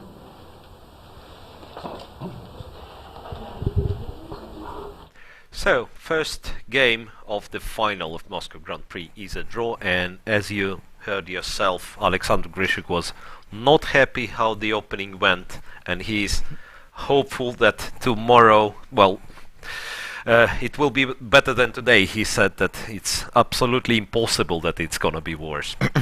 Well, we were not that pessimistic about his position, but I believe he is the one that should be happy with the draw, even though he had the white pieces. So tomorrow, to remind you, it will be a second game of the final. If second game goes will be finished in a draw as well, then it will go to a tiebreak, which will be the day after tomorrow, and in this tiebreak we will know the name of the winner. So I believe it will be it for today. Thanks for watching us, thanks for following us. Please make sure to come back tomorrow at 3 p.m. Moscow time, local time here, for the second game of the final.